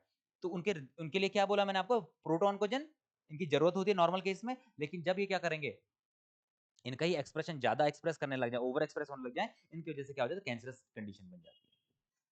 फिर ये क्या करता है? C-FOS gene is rapidly induced by ELK1 और SRF से ये एक्टिवेट होगा, और जिसकी वजह से क्या देखने वाले हो? Once translated C-FOS protein forms a heterodimer, ये हेटेरोडाइमर बना जाएगा विद सीजन। यहां हम इसकी बात नहीं करेंगे, जब हम कैंसर पढ़ रहे हैं तो हम थोड़ी डिटेल में देखेंगे। और ये एपीएन कॉम्प्लेक्स बन जाएगा, और आपका gene transcription leads to cell proliferation, survival and differentiation. मेरी बात को समझे? क्या बात कर रहे हैं? C-FOS ये एक तरीके से दूसरा सेट ऑफ जीन है, जैसे ALK1 हो गया आपका, ये दोनों मिलकर क्या कर रहे हैं? C-FOS को भी क्या करवा रहा है? एक्सप्रेशन कर रहा है। यहाँ पे मेंशन है ना, जो ALK1 और SRF है आपका, serum response factor binds to serum in its target and active, इसमें क्या होगा? Activation immediately early gene including C-FOS। तो C-FOS जीन भी क्या आपका इसका एक्सप्रेशन होगा, किसके थ्रू? इस पाथवे के थ्रू। C-FOS भी एक्सप्रेस होगा, और C-FOS की वजह से क्या हो रहा है आपका, ये देखेंगे आपके सेल प्रोलिफरेट कर रही है, सेल क्या कर रही है आपकी? सर्वाइव कर रही है। जिस सेल ने एपोप्टोसिस में जाना है वो एपोप्टोसिस में नहीं जाए। और दूसरा क्या है आपका, ये इसी वजह से क्या होगा, आप डिफरेंशिएशन वगैरह की बात करें तो इस तरीके से प्रॉब्लम आ जाती है। क्लियर है भाई? भाई ऑनलाइन बताइए आप लोगों को, कोई कंफ्यूजन हो? हाँ जी, कोई कंफ्यूजन?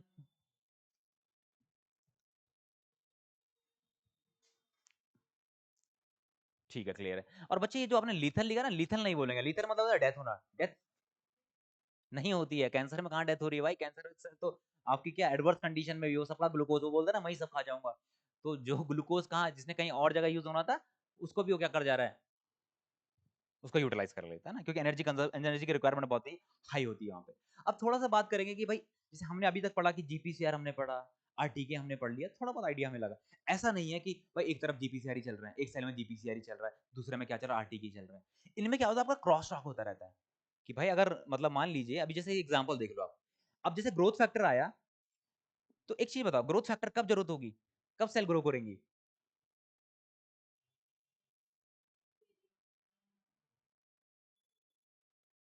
पेयरिंग में समझा नहीं बात को, ग्रोथ कब जरूरी है?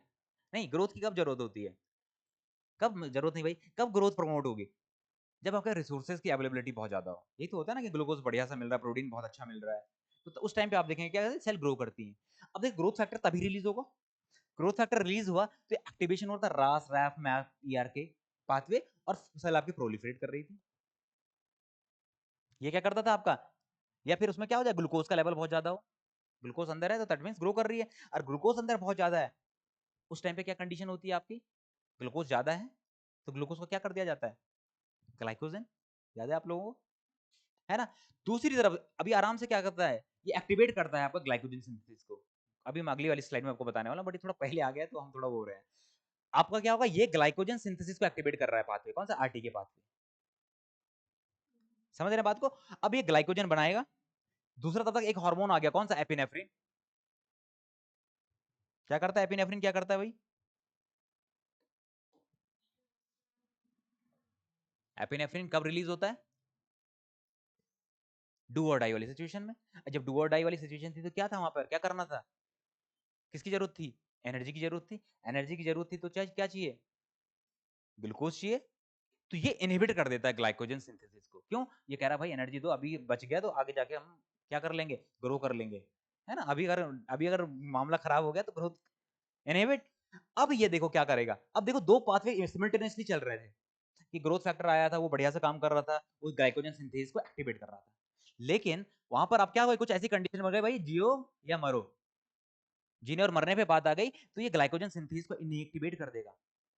क्यों कर देगा इनएक्टिवेट, क्योंकि अब वो जो ग्लूकोज है वो ग्लाइकोजन में ना बनकर उसका क्या हो, ग्लाइकोलाइसिस हो, उसे जीडीपी बने। तो ये क्या है आपका, ये रिसेप्टर क्रॉस टॉक है, कि दो रिसेप्टर आपस में क्रॉस टॉक भी कर रहे हैं कि भाई तेरी जरूरत है तू कर ले काम। इसने क्या कर दिया, साइक्लिक एएमपी का लेवल बढ़ता है, कैसे बढ़ता है, कौन सा एंजाइम एक्टिवेट होता है? पहली बात तो ये एपिनेफ्रिन वाला सिग्नलिंग किस रिसेप्टर के थ्रू हो रही है।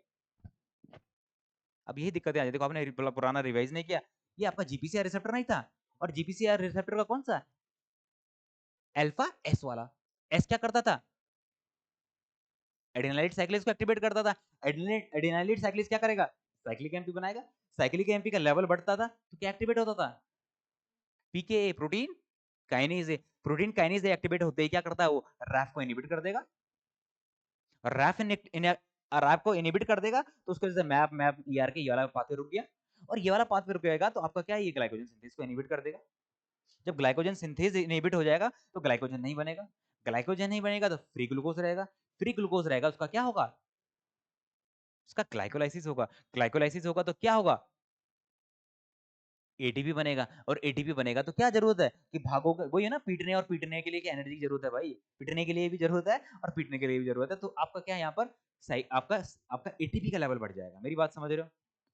अभी हूं कर देते हो फिर बाद में आपकी बत्ती गुल मीटर चालू वाला रिप्लेस नहीं, इनहिबिट। उसने इसको इनहिबिट कर दिया ना। ये वाला पाथवे क्या करता था, ग्लाइकोजन सिंथेसिस करवा रहा था। मैंने बताया ना कि कुछ साइटोसोलिक पार्ट भी है, कुछ आपका न्यूक्लियस में जाके वो प्रोलिफरेशन ग्रोथ की बात कर रहा है, ये बताया ना अभी। तो ये आप एक एक क्या है इसका, एक टारगेट इसका क्या है, ग्लाइकोजन सिंथेसिस भी है, जीएसके आगे मैं आपको बताऊंगा। जीएसके भी एक टारगेट है, उस जीएसके को इनहिबिट कर दिया इसने। कंफ्यूज तो नहीं हो रहे हो? प्रोटीन काइनेज ए क्या है आपका, काइनेज है, तो ये भी फॉस्फोलाइट कर देगा, ये फॉस्फोलाइट कर देगा तो इसको किसी पोजीशन में जिसकी वजह से ये आपका क्या हो जाएगा, इनएक्टिव हो जाएगा। प्रोटीन है बिल्कुल, रैस रैफ मैप। हाँ हाँ हाँ, यहाँ इसने यही इनहिबिट यहाँ रोक दिया ना इसको। अब मान लीजिए आपका ये प्रोसेस चल रहा था, कहाँ है वो वाला, अब मान लीजिए ये प्रोसेस चल रहा है, उसने इसको रोक दिया, ये इसको रोक दिया तो ये अगले को एक्टिवेट नहीं कर पाएगा, क्योंकि कास्केड पाथवे एक दूसरे को करता है, रिले वाला मैंने लास्ट टाइम बताया, इसको एक्टिवेट, अब इसने यही रोक दिया। अब इसने यही रोक दिया तो ईआर के क्या कर रहा था एक तरीके से आपका, मान लीजिए आप ये ग्लाइकोजन सिंथेसिस में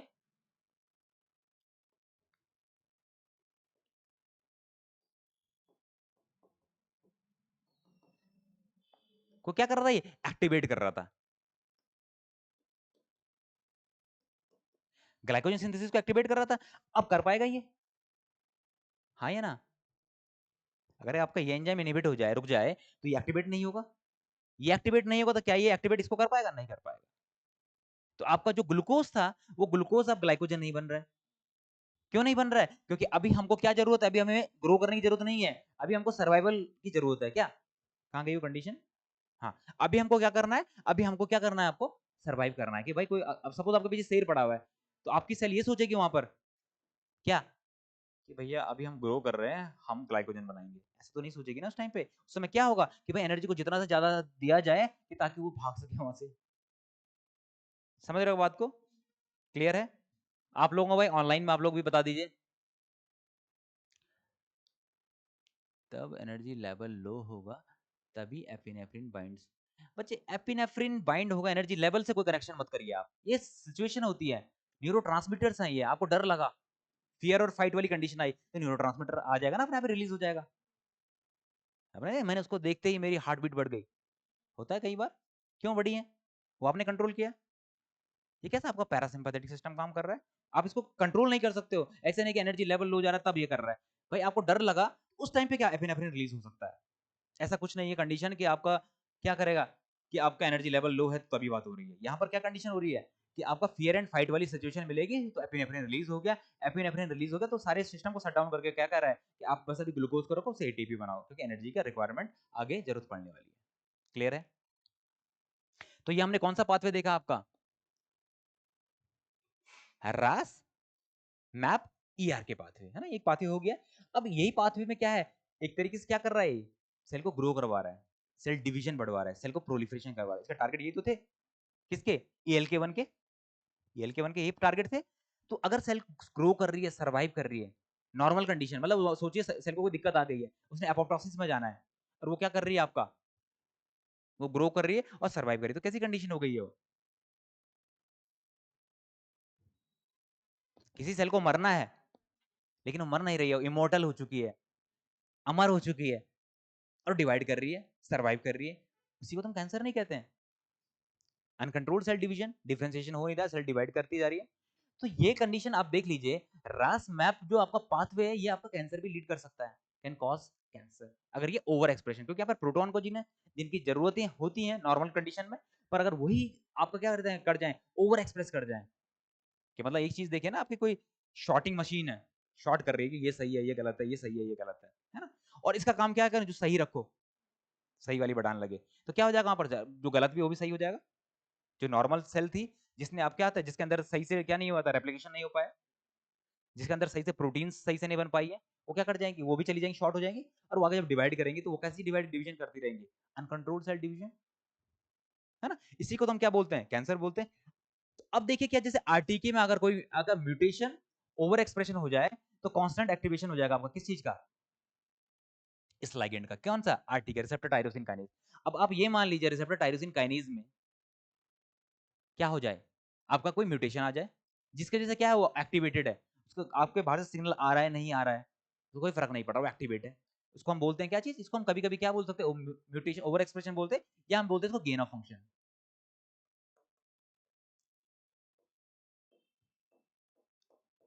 गेन ऑफ फंक्शन मतलब कि उसने फंक्शनल गेन कर दिया, उसको रिसेप्टर, उसको सिग्नल मॉलिक्यूल की जरूरत नहीं है। आप देखोगे आगे जाके कंडीशंस में कि कैंसरस में क्या हो जाए, उसे गेन ऑफ फंक्शन, रिसेप्टर में गेन ऑफ फंक्शन हो जाए। अब सोचिए रिसेप्टर आपको क्या है, सिग्नल मॉलिक्यूल, उसको जरूरत नहीं, ये इसने क्या कर दिया, गेन ऑफ फंक्शन कर लिया। अब उससे क्या इंपैक्ट आएगा, सिग्नलिंग कैरी आउट होगी। समझ रहे हो बात को, सिग्नलिंग कैरी आउट होगी, तो इसका एंड प्रोडक्ट क्या था, इस ओवरऑल सिग्नलिंग का लास्ट में क्या वो निकल रहा है, रिजल्ट क्या है इसका, सेल प्रोलिफरेट कर जाएगी, सेल सर्वाइव कर जाएगी, सेल एपोप्टोसिस से बच जाएगी। समझ रहे हो बात को? तो ये क्या है, एक तरीके से इस तरीके से भी कैंसर हो सकता है, कि जो आपकी नॉर्मल सेल थी, उसने आप डिवाइड होकर रुकना था, लेकिन आपका काइनेज ग्रोथ फैक्टर आया नहीं है, लेकिन फिर भी क्या, वो एक्टिवेट घूम रहा है, कौन, रिसेप्टर एक्टिवेट घूम रहा है, वो फाइनली लीड क्या कर देगा, वो कैंसर तक नहीं लीड कर देगा। समझ रहे हो आप बात को? भाई आप लोग ऑनलाइन समझ रहे हो, कंफ्यूज हो जाओगे तो बता देना भाई। हाँ जी, देखिए हमने सिग्नलिंग पढ़ी आरटी के, रास रैफ मैक ईआर के, इसका हमें रिजल्ट क्या मिल रहा था लास्ट में कि सेल सर्वाइव कर रही है, सेल प्रोलिफरेट कर रही है, सेल डिवाइड कर रही है, यही मिल रहा था। अब मैं कह रहा हूं ये तो कंट्रोल्ड कंडीशन में जब आपका सिग्नल मॉलिक्यूल आए, कौन, ग्रोथ फैक्टर आएगा, तब जाके ये प्रोसेस होना था। आपके रिसेप्टर में कुछ ऐसे म्यूटेशन आ जाए कि रिसेप्टर ऑटोमेटिकली कैसे एक्टिवेट हो गया, एक्टिवेट मतलब ऑटो फॉस्फोराइलेशन क्रॉस फॉस्फोराइलेशन कर रहा है, auto phosphorylation cross phosphorylation in the absence of growth factor या लाइगेंड, लाइगेंड के एब्सेंट में एक्टिवेट हो गया, तो ये सारी प्रोसेस चलेगी, जिस प्रोसेस का एंड रिजल्ट क्या है, सेल प्रोलिफरेट करने वाली है, सेल ग्रो करने वाली है, और सेल प्रोटेक्ट करने वाली किस चीज से, एपोप्टोसिस। समझ रहे हो बात? तो वो सेल कैसी होंगी जिनके पास इस तरीके से रिसेप्टर, वो ग्रो कर रही है, डिवाइड कर रही है, मल्टीप्लाई कर रही है, और उनकी डेथ भी नहीं हो रही है, तो कैसी कंडीशन है, वो कैंसर कॉज कर देगी। मेरी बात को समझ रहे हो? कंफ्यूजन तो नहीं हो रहा भाई? कंफ्यूज हो रहे हो तो बता देना। कौन सी इस स्लाइड, स्लाइड कौन सी बच्ची, ये वाली स्लाइड की बात कर रहे हो आप? ये इससे पहले वाली स्लाइड क्या थी भाई? ये वाली स्लाइड की बात कर रहे हो? आप माइक ऑन करके बोल दो भाई, अगर कंफ्यूजन हो रहा है ना, मेरे को आइडिया लगना चाहिए कि आप इस स्लाइड की बात करिए, आपने इस स्लाइड की बात करी, क्योंकि मिस हो जाती है कई बार, स्लाइड में आगे बढ़ गया तो फिर पता नहीं चल पाएगा। कौन सी, इसी की? अब इसी की बच्चे, तो मैं सिंपल सी बात कर रहा हूँ कि रिसेप्टर जो टायरोसिन काइनेज है, इसका काम है सेल को, क्योंकि ग्रोथ फैक्टर के, या इसका लाइगेंड है, ग्रोथ फैक्टर बाइंड करेगा तो सेल अब क्या कर सकती है, एक्टिवेट होगी, सिग्नलिंग पाथवे एक्टिवेट होगा, और ELK1 एक्टिवेट हो रहा है, जिसका रिजल्ट क्या है, आपकी सेल प्रोलिफरेट करने वाली, सेल ग्रो करने वाली, सेल डिवाइड करने वाली, और सेल प्रोटेक्ट होने वाली किससे, ऑटोफेगी नहीं बोलूंगा, सेल प्रोटेक्ट होने वाली किससे, एपोप्टोसिस से, है ना। अब मैं ये कह रहा हूं कि कोई एक सेल ऐसी ग्रुप ऑफ सेल है जिनका RTK ऑलरेडी एक्टिवेटेड है, इनको जरूरत नहीं लाइगेंड आए ना आए, समझ रहे हो कि इनका जो आपका, आपकी इनका जो कैटालिटिक सब यूनिट है वो ऑलरेडी क्या है, एक्टिवेटेड है, in the absence of ligand, in the absence of growth factor, वो एक्टिवेट है, एक्टिवेट है तो क्या करेगा, वो क्रॉस फॉस्फोराइलेशन ऑटो फॉस्फोराइलेशन कर देगा। अब जब क्रॉस फॉस्फोराइलेशन ऑटो फॉस्फोराइलेशन होगा तो क्या होगा, आपकी डॉकिंग साइट जनरेट होगी, डॉकिंग साइट जनरेट होगी तो एडेप्टर प्रोटीन बाइंड करेगा, एडेप्टर प्रोटीन बाइंड करेगा तो GF बाइंड कर जाएगा, एक्टिवेट हो जाएगा, GF एक्टिवेट होगा तो रास को एक्टिवेट कर देगा, रास एक्टिवेट होगा तो राफ मैक ERK एक्टिवेट होगा, और फाइनली क्या, ELK1 जो आपका न्यूक्लियस में ट्रांसफर वो एक्टिवेट होगा, और वो रिजल्ट करेगा कि वो सेल डिवाइड करे, ग्रो करे, और ऑटोफेगी पे या आपके एपोप्टोसिस पे ना जाए, यही कंडीशन हो जाएगी, जिसकी वजह से क्या होने वाला है कि वो अब जो उस टाइप की सेल है वो ग्रो कर रही है, डिवाइड कर रही है, मल्टीप्लाई कर रही है, और मर भी नहीं रही है, इमॉर्टल है, तो ये इस तरीके की सेल को हम क्या बोलते हैं, कैंसर, इसी को तो बोला जाता है। समझ रहे हो बच्चे? दिव्या आप समझ गए इस बात को, इस पॉइंट को समझे आप, है ना। और दूसरी हम बात करें फिर उसके बाद क्या, ऐसे ही राफ हो गया आपका, मैफ रैफ हो गया, मैक ERK हो गया, TF हो गया, ELK1, ये कोई भी अगर एक्टिवेट हो रहा है तो इनका ओवरऑल टारगेट रिजल्ट है क्या, देखो ये एक्टिवेट हुआ, ये इसको एक्टिवेट कर रहा था, अब ये एक्टिवेट नहीं है, मान लीजिए रास एक्टिवेट हो जाए, GTP बाइंड, यार कैंसर, कैंसर इसी का तो रिजल्ट है, कैंसर का क्योर क्यों नहीं है, अगर सपोज यही कहीं, यही अगर यही अगर क्या होता, गेन ऑफ फंक्शन होता, इसको किसी तरीके से हम डील कर लेते, है ना, इसका टारगेट हम कुछ ना कुछ डील इसको किसी तरीके से कर ही लेते हैं, मान लीजिए। अब भाई यहाँ पे भी हो सकता है, यहाँ पे भी हो सकता है, यहाँ पे भी हो सकता है, यहाँ पे भी हो सकता है, कोई भी एक्टिवेट हो जाए, उसका इंटरमीडिएटरी जो पाथवेज है कोई भी एक्टिवेट होगा तो उसका फाइनल उसका क्या रिजल्ट है, ये सब क्या करने वाले हैं भाई, इसी चक्कर में क्या देखोगे आप, इन सब की वजह से क्या हो जाएगा, आपका कैंसर हो जाएगा। इन्हीं को हम क्या बोल सकते हैं, प्रोटोन कोजिन बोल सकते हैं, नहीं बोल सकते हैं, कि नॉर्मली भाई सेल के ग्रोथ के लिए जरूरी था कि इन्फेक्शन आया तो सेल आपकी ग्रो करनी थी, WBC का काउंट बढ़ना था, आपका हायर एल्टीट्यूड पे चले गए तो हाइपॉक्सिया, अभी सर मॉर्निंग में बता रहे हैं आपको, इरिथ्रोपोइटिन वाला, आपको आरबीसी की जरूरत है, अब वो आरबीसी बनी रही है बेवजह, आप प्लेन्स में घूम रहे हो जहाँ ऑक्सीजन सिलेंडर लगाए घूम रहे हो, फिर भी आपकी आरबीसी बन रही है, तो कोई सेंस बनेगा उस चीज का, नहीं बनेगा। उसी कंडीशन को हम क्या बोलते हैं, सेल का डिवीजन होना बहुत जरूरी है, बट सेल का अनकंट्रोल्ड वे में डिवीजन होना, दैट इज डेंजरस, वही कैंसर। तो क्लियर है भाई, यहाँ पर कोई कंफ्यूजन तो नहीं होना चाहिए मेरे हिसाब से। ये क्या हो गया, एक पेज ऐड हो गया। अब आ जाओ अच्छा थोड़ा हम आगे बढ़ गए थे ज्यादा, हाँ। अब आ जाइए, अब एक दूसरा दूसरा पाथवे जो आपका ये भी बहुत इंपॉर्टेंट है, किसके, एग्जाम के पॉइंट ऑफ व्यू से। तो अगर हम बात करने वाले भाई इंसुलिन सिग्नलिंग की, भैया इसका पाथवे भी क्या है, रिसेप्टर क्या है इसका, RTK रिसेप्टर टाइसिन का है। अगर मैं इंसुलिन की बात करूं, क्या है इंसुलिन, क्या है भाई इंसुलिन, क्या है, हार्मोन है, कौन से, कौन रिलीज करता है इसको, जोर से, पैंक्रियाज है ना, released by insulin, released by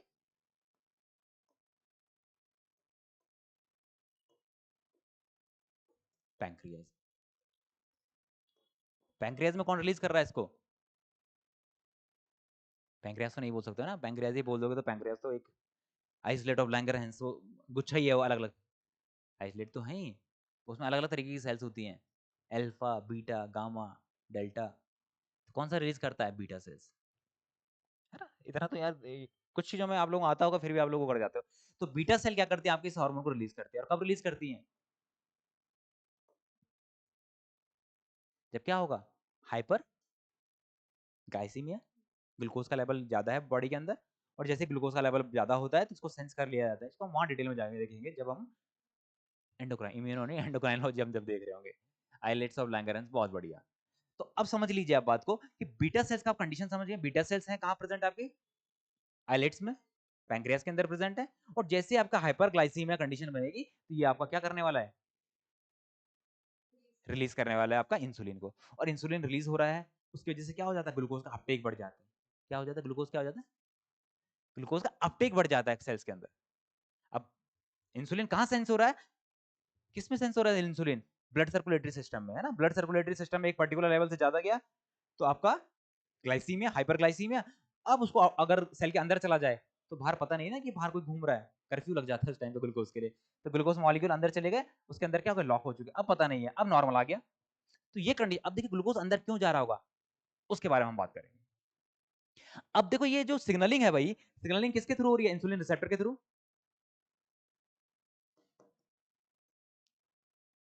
इस रिसेप्टर की कुछ खास बातें हैं। क्या खास बातें हैं? क्या खास बात थी? एक तो मैंने आपको ऑलरेडी बताया कि ऑलरेडी कैसा ये डाइमराइज फॉर्म में प्रेजेंट होता है ऑलरेडी।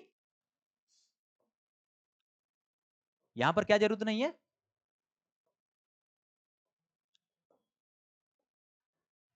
भाई क्या जरूरत नहीं है ये तो बताओ। सिग्नल मॉलिक्यूल की तब तक जरूरत नहीं है, ऑलरेडी आपका डाइमराइज फॉर्म में है। क्योंकि वहां पर क्या था, जो हमने ग्रोथ फैक्टर वाला फंडा देखा था कि वो पहले मोनोमर की सब यूनिट में रह रहा था, जब सिग्नल मॉलिक्यूल बाइंड करा तब उनका डाइमराइजेशन हो, इसमें ऑलरेडी डाइमराइज है। दूसरी इसके पास क्या है? दो सब यूनिट देख रहे होंगे आप इसके पास, एक अल्फा सब यूनिट प्रेजेंट होती है और दूसरी क्या आपके पास? बीटा सब यूनिट प्रेजेंट है। और ये क्या है आपके? फॉस्फोडाइस्टर बॉन्ड से ही ये जुड़ी हुई है आपके इसमें, है ना। फॉस्फोडाइस्टर नहीं, कौन सा बॉन्ड है ये? सल्फर बॉन्ड से, डाइसल्फाइड बॉन्ड से। मैं फॉस्फोडाइस्टर हाँ ही कर रहे हो यार तुम लोग। ये क्या है आपके? डाइसल्फाइड बॉन्ड से,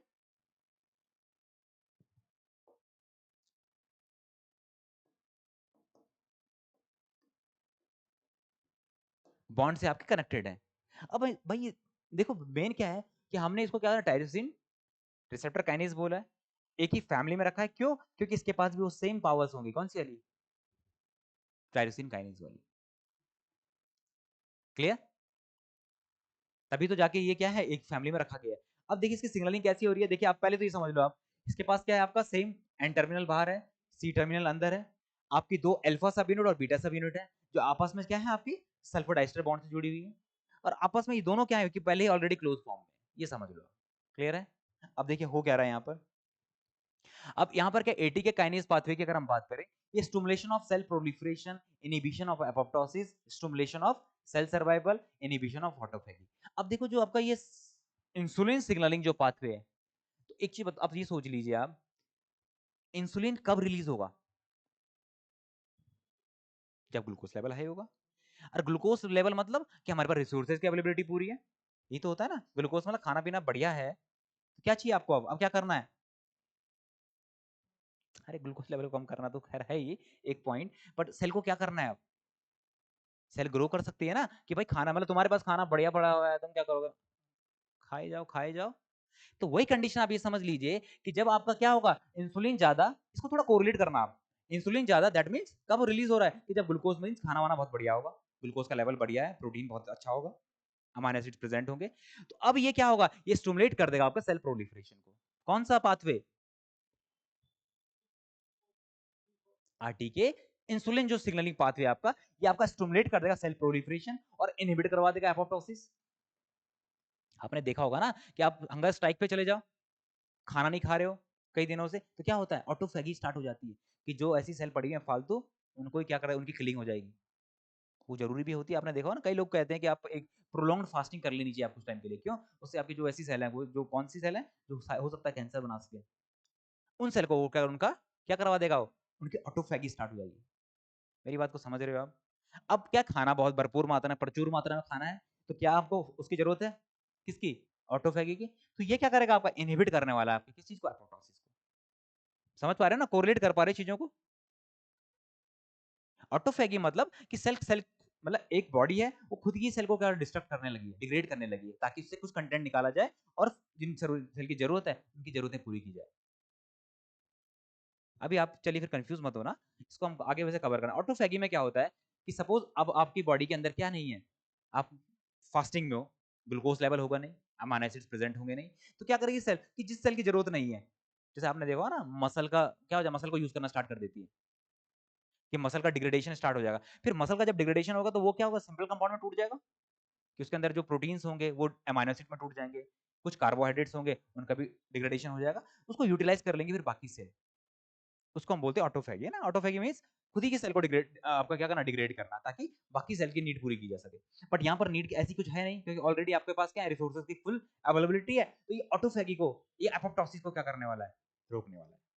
समझ रहे हो, दोनों में कंट्रडिक्शन है क्या, कि प्रोलिफरेशन जब ग्लूकोज मॉलिक्यूल या रिसोर्सेज बढ़िया है, एपोप्टोसिस को इनहिबिट कर देगा क्योंकि ऑलरेडी प्रेजेंट। बट यहीं पे अगर क्या होता, आपके रिसोर्सेज की अवेलेबिलिटी कम हो जाए, तो ये प्रोसेस क्या हो जाएगा, आपका इनहिबिट हो जाएगा। क्या कर जाएगा ये, आपका इनहिबिशन के बजाय ये एक्टिवेशन हो जाएगा एपोप्टोसिस का, और दूसरा प्रोलिफरेशन को इनहिबिट कर देगा।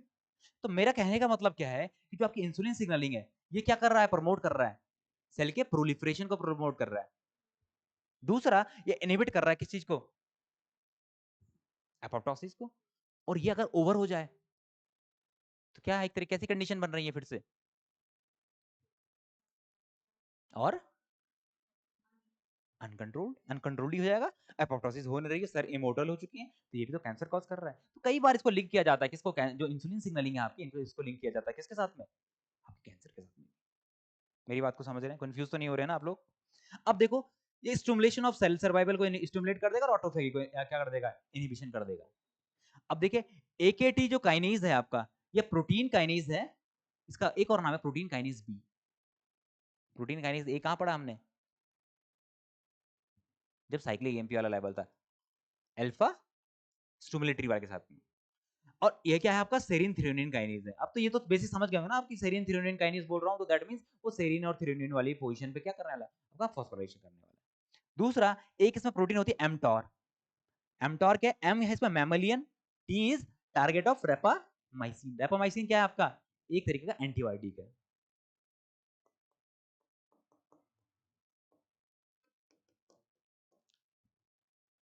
समझ रहे हैं बात को, आप घड़ी देखने लगे, ऐसा तो नहीं है, ज्यादा टाइम तो नहीं हुआ अभी, 12:41 तो हो गया, अब इसी की वजह से बहुत स्लो हो जाती है। हाँ, आपका क्या है, आपका देखिए AKT is protein kinase B, serine threonine kinase है। एमटॉर आपका क्या है कि मैमलियन टारगेट ऑफ रेपामाइसिन। रेपामाइसिन क्या है आपका, एंटीबायोटिक है, इस टारगेट को क्या करता है, एमटॉर को इनहिबिट कर देता है। एमटॉर जो प्रोटीन है, इस पाथवे को ये इनहिबिट कर देगा, मतलब एमटॉर को ये क्या करने वाला है, इनहिबिट करने वाला, रोकने वाला है। कौन, रेपामाइसिन। समझ गए बात को, रेपामाइसिन इज एन एंटीबायोटिक, है ना। एंटीबायोटिक है, वो कौन कहां पे टारगेट करता है उसको, उसके आपका एमटॉर प्रोटीन को टारगेट करता है। अभी हम देखेंगे एमटॉर 1 एमटॉर 2 है, तो एमटॉर 1 को क्या करने वाला है, इनहिबिट करने वाला है। आगे मैं अभी बताऊंगा, अभी तो बस जस्ट आप जान लीजिए, हो सकता है मैंने पहले गलत दे दिया है। और एक दूसरा आपका क्या है, रैफ, जो आपका रास एसोसिएटेड फैक्टर है। ये सब इसको आप क्या देखने वाले, इस सिग्नलिंग में आप देखने वाले। चलिए देखें फिर, अब देखिए क्या हो रहा है कहानी। सिंपल सी बात है, प्रोसेस सेम चलेगी, इसको थोड़ा मैं फास्ट करूंगा क्योंकि वहां पर हमने बहुत डिटेल में देख लिया, सेम चीजें होने वाली है। देखो इसमें भी क्या आपका सेम क्या होगा, फॉस्फोराइलेशन। कैसा फॉस्फोराइलेशन, पहले ऑटो देन क्रॉस फॉस्फोराइलेशन, जिसकी वजह से क्या होने वाला है, डॉकिंग, डॉकिंग साइट बनने वाली है। डॉकिंग साइट बनते क्या बाइंड करेगा, एडेप्टर। इसमें उन्होंने अलग से मेंशन नहीं किया हुआ है, लेकिन मैं इसको बना दे रहा हूं। ये एडेप्टर कौन सा आपका, IRS, insulin receptor, S for क्या था, सबस्ट्रेट। इंसुलिन, आईआरएस इज क्या है, आईआरएस आपका insulin receptor substrate.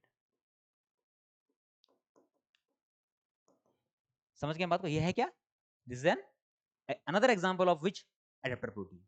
Adapter protein bind करी। अब एडेप्टर प्रोटीन के बाद क्या क्या बाइंड करेगा, एक दूसरी प्रोटीन बाइंड करेगी जिसका नाम क्या है आपका PI3 काइनेज। अब काइनेज है तो क्या करेगा ये, फॉस्फोरेट किसका करेगा, फॉस्फेटिडाइल इनएसिटॉल का। PI phosphatidyl inositol. क्या होते हैं फॉस्फेटिडाइल इनएसिटॉल, देखो आप लोग पढ़ते तो अभी ये हो चुका है वहां पे कवर, जहां पर हम DAG पाथवे हमने देखा है। तो क्या होता है ये, एक तरीके से आपका क्या है ये, फॉस्फोलिपिड है कि नहीं है। फॉस्फोलिपिड होते क्या है कि आपका क्या होगा, एक ग्लिसरॉल,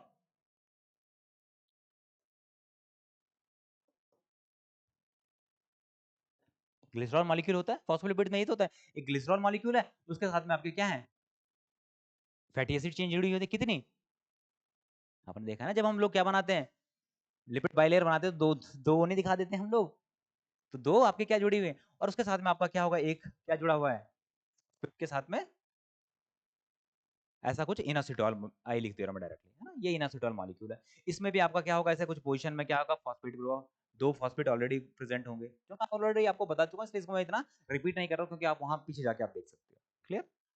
अब ये क्या आपका PI P2, कहां चले गए हम, हाँ, ये आपका क्या है PI P2 था, फॉस्फेटेड है इनासिटोल डाइफॉस्फेट। अब PI3 का काम क्या है, इसको एक और फॉस्फोराइलेशन करना, और कहां पर फॉस्फोराइलेट कर रहा है ये थ्री में, PI फॉस्फेटेड है इनासिटोल 3 काइनेज, आपका एक और फॉस्फोराइलेट कर देगा, तो उसमें 3 फॉस्फेट ग्रुप ऐड हो गए, किस पे, एडेप्टर पे नहीं भाई, ये किसका, ये एडेप्टर पे थोड़ी ना होगा, एडेप्टर तो बाइंड करवा रहा है इस प्रोटीन को, PI3 काइनेज को एक्टिवेट करवा दिया, और यहाँ पर कौन सा डोमेन था जरा बताना मुझे, यहाँ पर जिसके थ्रू ये बाइंड किया है एडेप्टर प्रोटीन की, दूसरी तरफ कौन सा डोमेन प्रेजेंट होता है, SS3, SS2 से तो डॉक करता है वो, SS3 प्रेजेंट होता है जिसके थ्रू प्रोलीन रिच एरिया में वो क्या कर देगा, वो बाइंड करवा देगा प्रोटीन। क्या कह रहे हैं बच्चे, SS3 डोमेन, बहुत बढ़िया, SS3 डोमेन ने बाइंड किया, SS3 पे डोमेन पे बाइंड किया किसने, PI3 ने। अब PI3 इसका फॉस्फोराइलेशन कर देगा आपका किसका, इसका फॉस्फेटाइल इनएसिड और डाइफॉस्फेट का। अब PI3 जैसे बाइंड करता है इसको, तो क्या हो जाएगा यहाँ पर आपका, ये PI3 में कन्वर्ट हो गया, फॉस्फेटाइल इनएसिड और ट्राइफॉस्फेट। मेरी बात को समझे। अब यहीं पर एक और प्रोटीन का जिक्र हो रहा है किसका, P10 का। P10 क्या करता है, रिवर्सिबल, ये रिवर्स कर देगा, कि अगर PI3 को PI2 में वापस क्या करें, कन्वर्जन का काम कर रहे हैं। एंटागोनिस्टिक है आपका PI3 काइनेज और P10, एंटागोनिस्टिक क्या होते हैं, कि एक दूसरे के पूरक होना, कि मैं उसको वहां लेके जा रहा हूं, मुझे वापस लाके यहाँ छोड़ दे रहा है, ये क्या है, अपोजिट, मतलब एक काम कर रहा है इस डायरेक्शन, दूसरा काम कर रहा है इस डायरेक्शन में। तो आपको क्या दिखने वाला है, जो आपका PI P2 है वो PI P3 में कन्वर्ट कौन कर रहा है। अब मैं अगर बात करूं, कहां है वो स्ट्रक्चर, आई थिंक यहाँ पे, ये है यहाँ पर, मान ली मैं ये बना लेता हूँ इसको, देखो PI P2 अगर मैं बात करूं, कन्वर्टेड इनटू PI P3, ऐसे कुछ हो रहा है, फॉस्फेटिडाइल इनएसिटोल डाइफॉस्फेट कन्वर्ट हो रहा है किसमें, PI P3 में, और कौन कर रहा है इसको, अरे भैया यार तुम कैसे हो पाएगा, ये वाला प्रोसेस कौन कर रहा है, फॉस्फोराइलेशन कौन कर रहा है, अरे ये नहीं कर रहा होगा, PI3 काइनेज नहीं कर रहा है, काइनेज ही तो फॉस्फोराइलेट कर देगा तब, अब तो फिर वही उल्टा नहीं बोल रहे हो, ये आपका दो जगह में फॉस्फोराइलेशन था, इसने तीन पे कर दिया, दैट मींस एक और फॉस्फेट ग्रुप ऐड हुआ, तो कौन करेगा, PI3 काइनेज।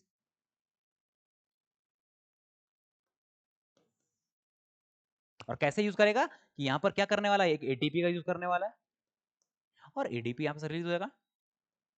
मेरी बात को समझ पा रहे हो नहीं समझ रहे हो, तो आपका PI3 बना, अब PI3 बना है तो इसको एक रिवर्स कर लेता है, रिवर्सिबल, वो कौन है, कौन सा है,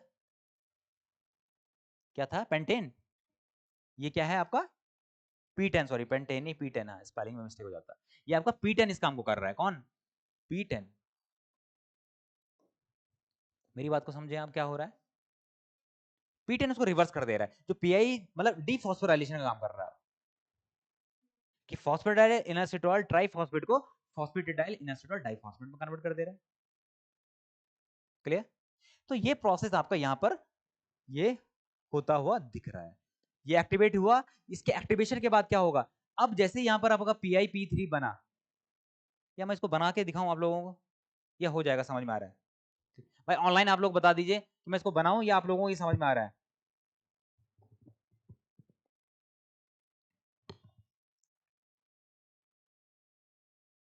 क्लियर हो रहा है, नहीं हो रहा है? क्लियर है, चलिए बहुत बढ़िया। अब देख लीजिए क्या होगा कि जैसे इसका फॉस्फोराइलेशन होता है, अब इस पे एक तरीके से ये डॉकिंग साइट जनरेट हो गई। किस पे? PI3 पे। फॉस्फेटाइल इनर्जिटॉल ट्राइफॉस्फेट जैसे ही बना वो डॉकिंग साइट हो गई, और ये बाइंड कर देता आपका किसके साथ में? AKT के साथ में। इस वाले पार्ट को अभी रहने दीजिएगा ना, इसको ये छोड़ो, आप इसको आप क्रॉस कर दीजिए। जैसे आपका PIP3 बना, उसमें डॉक कर दे रहा कौन? AKT। और ये किसके साथ थ्रू करता है आपका? यहां पर आपका होता है PH डोमेन। कौन कौन से डोमेन देख लिया अभी तक हमने? SS2 डोमेन हमने देख लिया, SS3 डोमेन हमने देख लिया, और हमने डोमेन देख लिया कौन सा? PH डोमेन हमने देख लिया। अब PH डोमेन के साथ में जैसे ये बाइंड होता है, और साथ ही साथ जो PDK1 है, ये भी बाइंड कर सकता है आपके किसके साथ में? PIP3 के साथ में, उस डॉकिंग साइट के साथ में। मेरी बात को समझे? AKT ने भी बाइंड किया किस पे? PIP3 के साथ में, और आपके किसने? PDK1 ने भी बाइंड कर सकता है आपका PIP3 के साथ में। समझ रहे हो बात को? अब जैसे ये दोनों बाइंड होते हैं, ये एक्टिवेट हो जाते हैं किसको?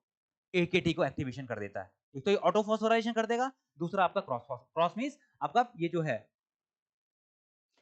ये दूसरा क्या है, ये PDK1 को भी क्या कर देगा? PDK1 भी फॉस्फोराइलेट कर देगा, और जिसकी वजह से क्या होने वाला है? आपका AKT एक्टिवेट हो जाएगा। मेरी बात समझे? यहां तक किसी को कंफ्यूजन? AKT याद रख रख लीजिए, मेरे को भी ध्यान में नहीं आ रहा, शायद AKT ही हम बोलते हैं, या फिर कहीं लिखा होगा, आगे मैं अवश्य बता दूंगा, है ना? AKT याद रखो, मोस्टली तो यही आता है। अब देखिए, AKT एक्टिवेट हुआ, अब AKT के कई सारे क्या हैं? टारगेट हैं। जैसे आपका एक है GSK3 बीटा। समझ रहे हो बात को? इसी का क्या है आपका? एक ट्रांसक्रिप्शन फैक्टर को भी ये क्या करता है? इनहिबिट करता है। कई सारे ट्रांसक्रिप्शन, वो कौन से ट्रांसक्रिप्शन फैक्टर्स होंगे? जो इनहिबिट कर रहे होंगे किस चीज को? सेल ग्रोथ को। दूसरा, ये एक बैड को भी एक्टिवेट करता है। बैड आप देखेंगे अपोप्टोसिस में आगे आपको उसको शेयर करूंगा। तो यहां पर आपको कोई कंफ्यूजन हो तो बताओ भाई। बच्चे एमटोर को तो मैंने अभी हटा ही दिया, एमटोर को अभी छोड़िए आप, एमटोर में आगे आपको शेयर करूंगा, इसको आप रहने दीजिए, इस वाले पोर्शन को रहने दीजिए। आप डायरेक्टली देखिए, PI3 काइनेज एक्टिवेट हुआ, आपका PIP3 बना। PIP3 बना तो उसमें AKT बाइंड कर दिया, क्योंकि अब क्या हो गया? डॉकिंग साइट बन गई इन दो प्रोटीन के लिए, AKT के लिए और PDK1 के लिए। ये दोनों आपस में बाइंड करी उसके साथ में, तो ये अगल बगल में होंगे। अगल ये क्या करने वाला? इसको फॉस्फोराइलेट करने वाला। एक तो ये ऑटो फॉस्फोराइलेशन होगा, दूसरा आपका क्या है? क्रॉस फॉस्फोराइलेशन, मतलब PDK1 भी इसको फॉस्फोराइलेट करेगा। जैसे ये एक्टिवेट हुआ, तो आपका ये GSK3 को इनहिबिट कर देता है। GSK3 को इनहिबिट कर देगा, ग्लाइकोजन सिंथेस काइनेज 3। अब थोड़ा सा मैं इसको आपको बता ही देता हूं। अब आपको ये तो पता चलेगा ना, AKT ने क्या करा आपका? जो AKT है आपका, ये इनहिबिट कर रहा है आपका किसको? इनहिबिट GSK3 को। अब भाई GSK3 क्या करता था? ये GSK3 ग्लाइकोजन जो सिंथेस है आपका,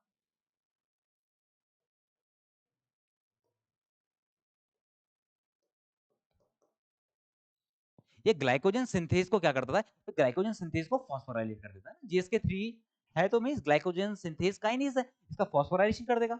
और जब जब इसका फॉस्फोराइलेशन होता है, ये क्या हो जाता है? ये इनएक्टिव होता है। मोस्टली हमने देखा कुछ प्रोटीन एक्टिव होते हैं, कुछ इनएक्टिव हो जाते हैं, ये इनएक्टिव हो जाता है।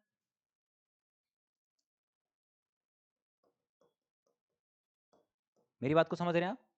अब मान लीजिए आप कि ग्लूकोज का लेवल बढ़ गया, तो ये इनएक्टिव होना चाहिए और एक्टिव होना चाहिए?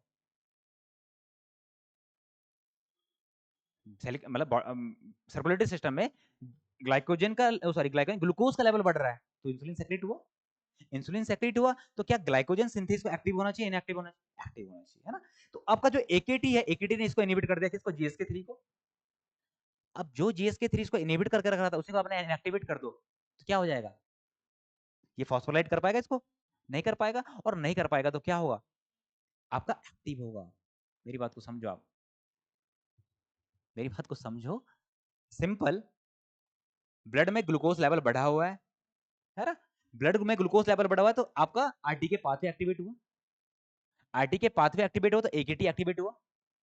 AKT एक्टिवेट हुआ, AKT इनहिबिट कर रहा था आपका GSK3 को। GSK3 को जब इनहिबिट कर दिया, तो क्या जिसको GSK3 इनहिबिट करता होगा उसको इनहिबिट कर पाएगा? नहीं कर पाएगा, ये एक्टिवेट हो जाएगा। दूसरी तरीके से समझाता हूं कि आपका AKT एक्टिवेट है, देखो अगर AKT नहीं है मान लीजिए, इसको हम अभी रोकते हैं, तो आपका GSK3 एक्टिव था, GSK3 एक्टिव था तो ग्लाइकोजन सिंथेस को फॉस्फोराइड कर रहा था, फॉस्फोराइड करता था तो GSK3 इनएक्टिवेट हो जा रहा था, है ना? अब सिंपल सी बात कर लीजिए, अगर इसका फॉस्फोराइलेशन नहीं हुआ तो ये एक्टिव है। ये कैसे हुआ? आपका किसी का माइक तो ऑन नहीं है? बच्चे किसने माइक ऑन कर दिया ये?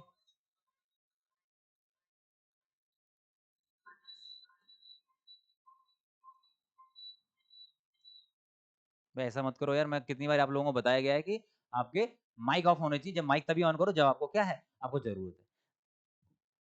हो गया आपका ग्लाइकोजन से। अब सोच लीजिए आपके इंसुलिन आया, इंसुलिन ने एकेटी को एक्टिवेट कर दिया, एकेटी एक्टिवेट हुआ, जीएसके3 इनहिबिट, जीएसके3 इनहिबिट हो गया तो अब ये फॉस्फोराइड नहीं कर सकता इसको, और फॉस्फोराइड नहीं करेगा तो ग्लाइकोजन सिंथेसिस होगी। और यही तो जरूरत थी कि ग्लूकोज बहुत है उसको ग्लाइकोजन बना के रख लो कि कभी बुरा वक्त आएगा तो वो काम आने वाला है। क्लियर? तो ये फंडे हैं भाई इसके, ये आप समझ चुके हैं। यहाँ पर किसी को कंफ्यूजन कोई डाउट? बैड वाला मैं आपको बताऊंगा, ट्रांसक्रिप्शन फैक्टर वाला मैं अभी आपको आगे बताने वाला हूँ। ये क्लियर हो चुका है? ऑनलाइन भाई आप लोग बता दो एक बार, क्लियर है चीजें? चलो क्लियर है।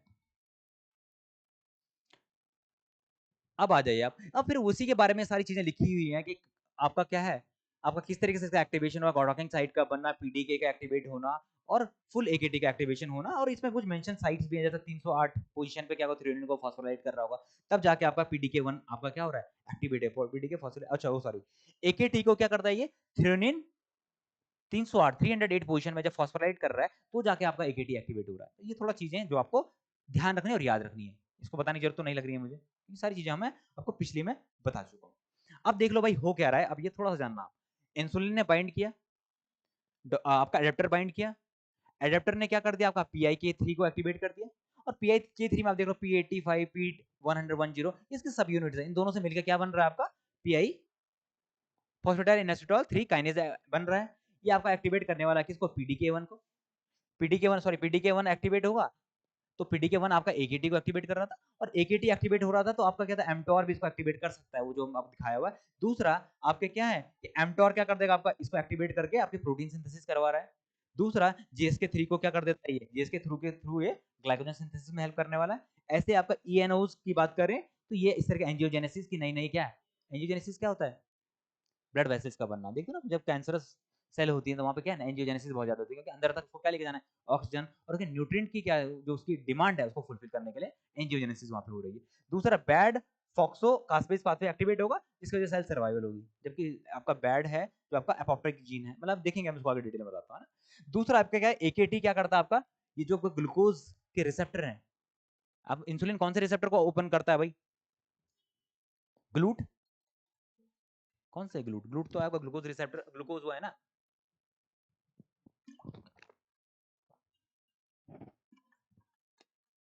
ग्लूट 4 को आपने देखा ना मसल्स वगैरह में क्या होते हैं आपके, एक्सप्रेस करते हैं, इनके पास क्या होता है, चलो ये भी दिखाई देते हैं आपको फिर। देखो सिंपल से क्या होगा, जैसे एकेटी आपका एक्टिवेट होता है ना, तो आप ये समझ लीजिए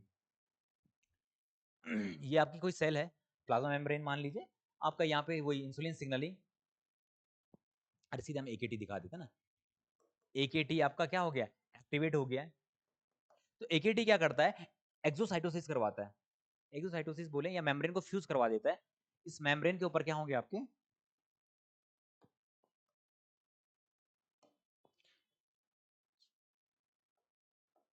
ग्लूट 4 ट्रांसपोर्टर्स प्रेजेंट होते हैं, किसके ऊपर, वेसिकल्स हैं अंदर, एंडोसाइटिक वेसिकल, इनके ऊपर कई सारे आपके क्या है, आपके पास ग्लूट 4 प्रेजेंट होते हैं। मेरी बात को समझ रहे हैं? अब ये क्या करेगा, जैसे एकेटी का लेवल बढ़ता है, जैसे आपका एकेटी का लेवल बढ़ेगा तो ये क्या करेगा, इसको फ्यूज करवा देगा इसके साथ में, मेम्ब्रेन के साथ में, और आप देखेंगे कि सारे जो ट्रांसपोर्टर हैं ग्लूट के ट्रांसपोर्टर, ये ग्लूट 4 के ट्रांसपोर्टर हैं, जो 4 के ट्रांसपोर्टर क्या हो जाएंगे, आपके सेल सरफेस पे आ जाएंगे। ये ऑलरेडी सेल के अंदर प्रेजेंट रहते हैं, किस फॉर्म में, एंडोसाइटिक वेसिकल्स की फॉर्म में। और ये एंडोसाइटिक वेसिकल्स मान लीजिए आपकी फ्यूज कर जाए मेम्ब्रेन के साथ में, तो जो सारे रिसेप्टर वो कहाँ आ जाएंगे, आपके मेम्ब्रेन पे आ जाएंगे, और ये क्या करेंगे, जो एक्सेसिव ग्लूकोज होगा उसको सेल के अंदर लाने में हेल्प करने वाले हैं।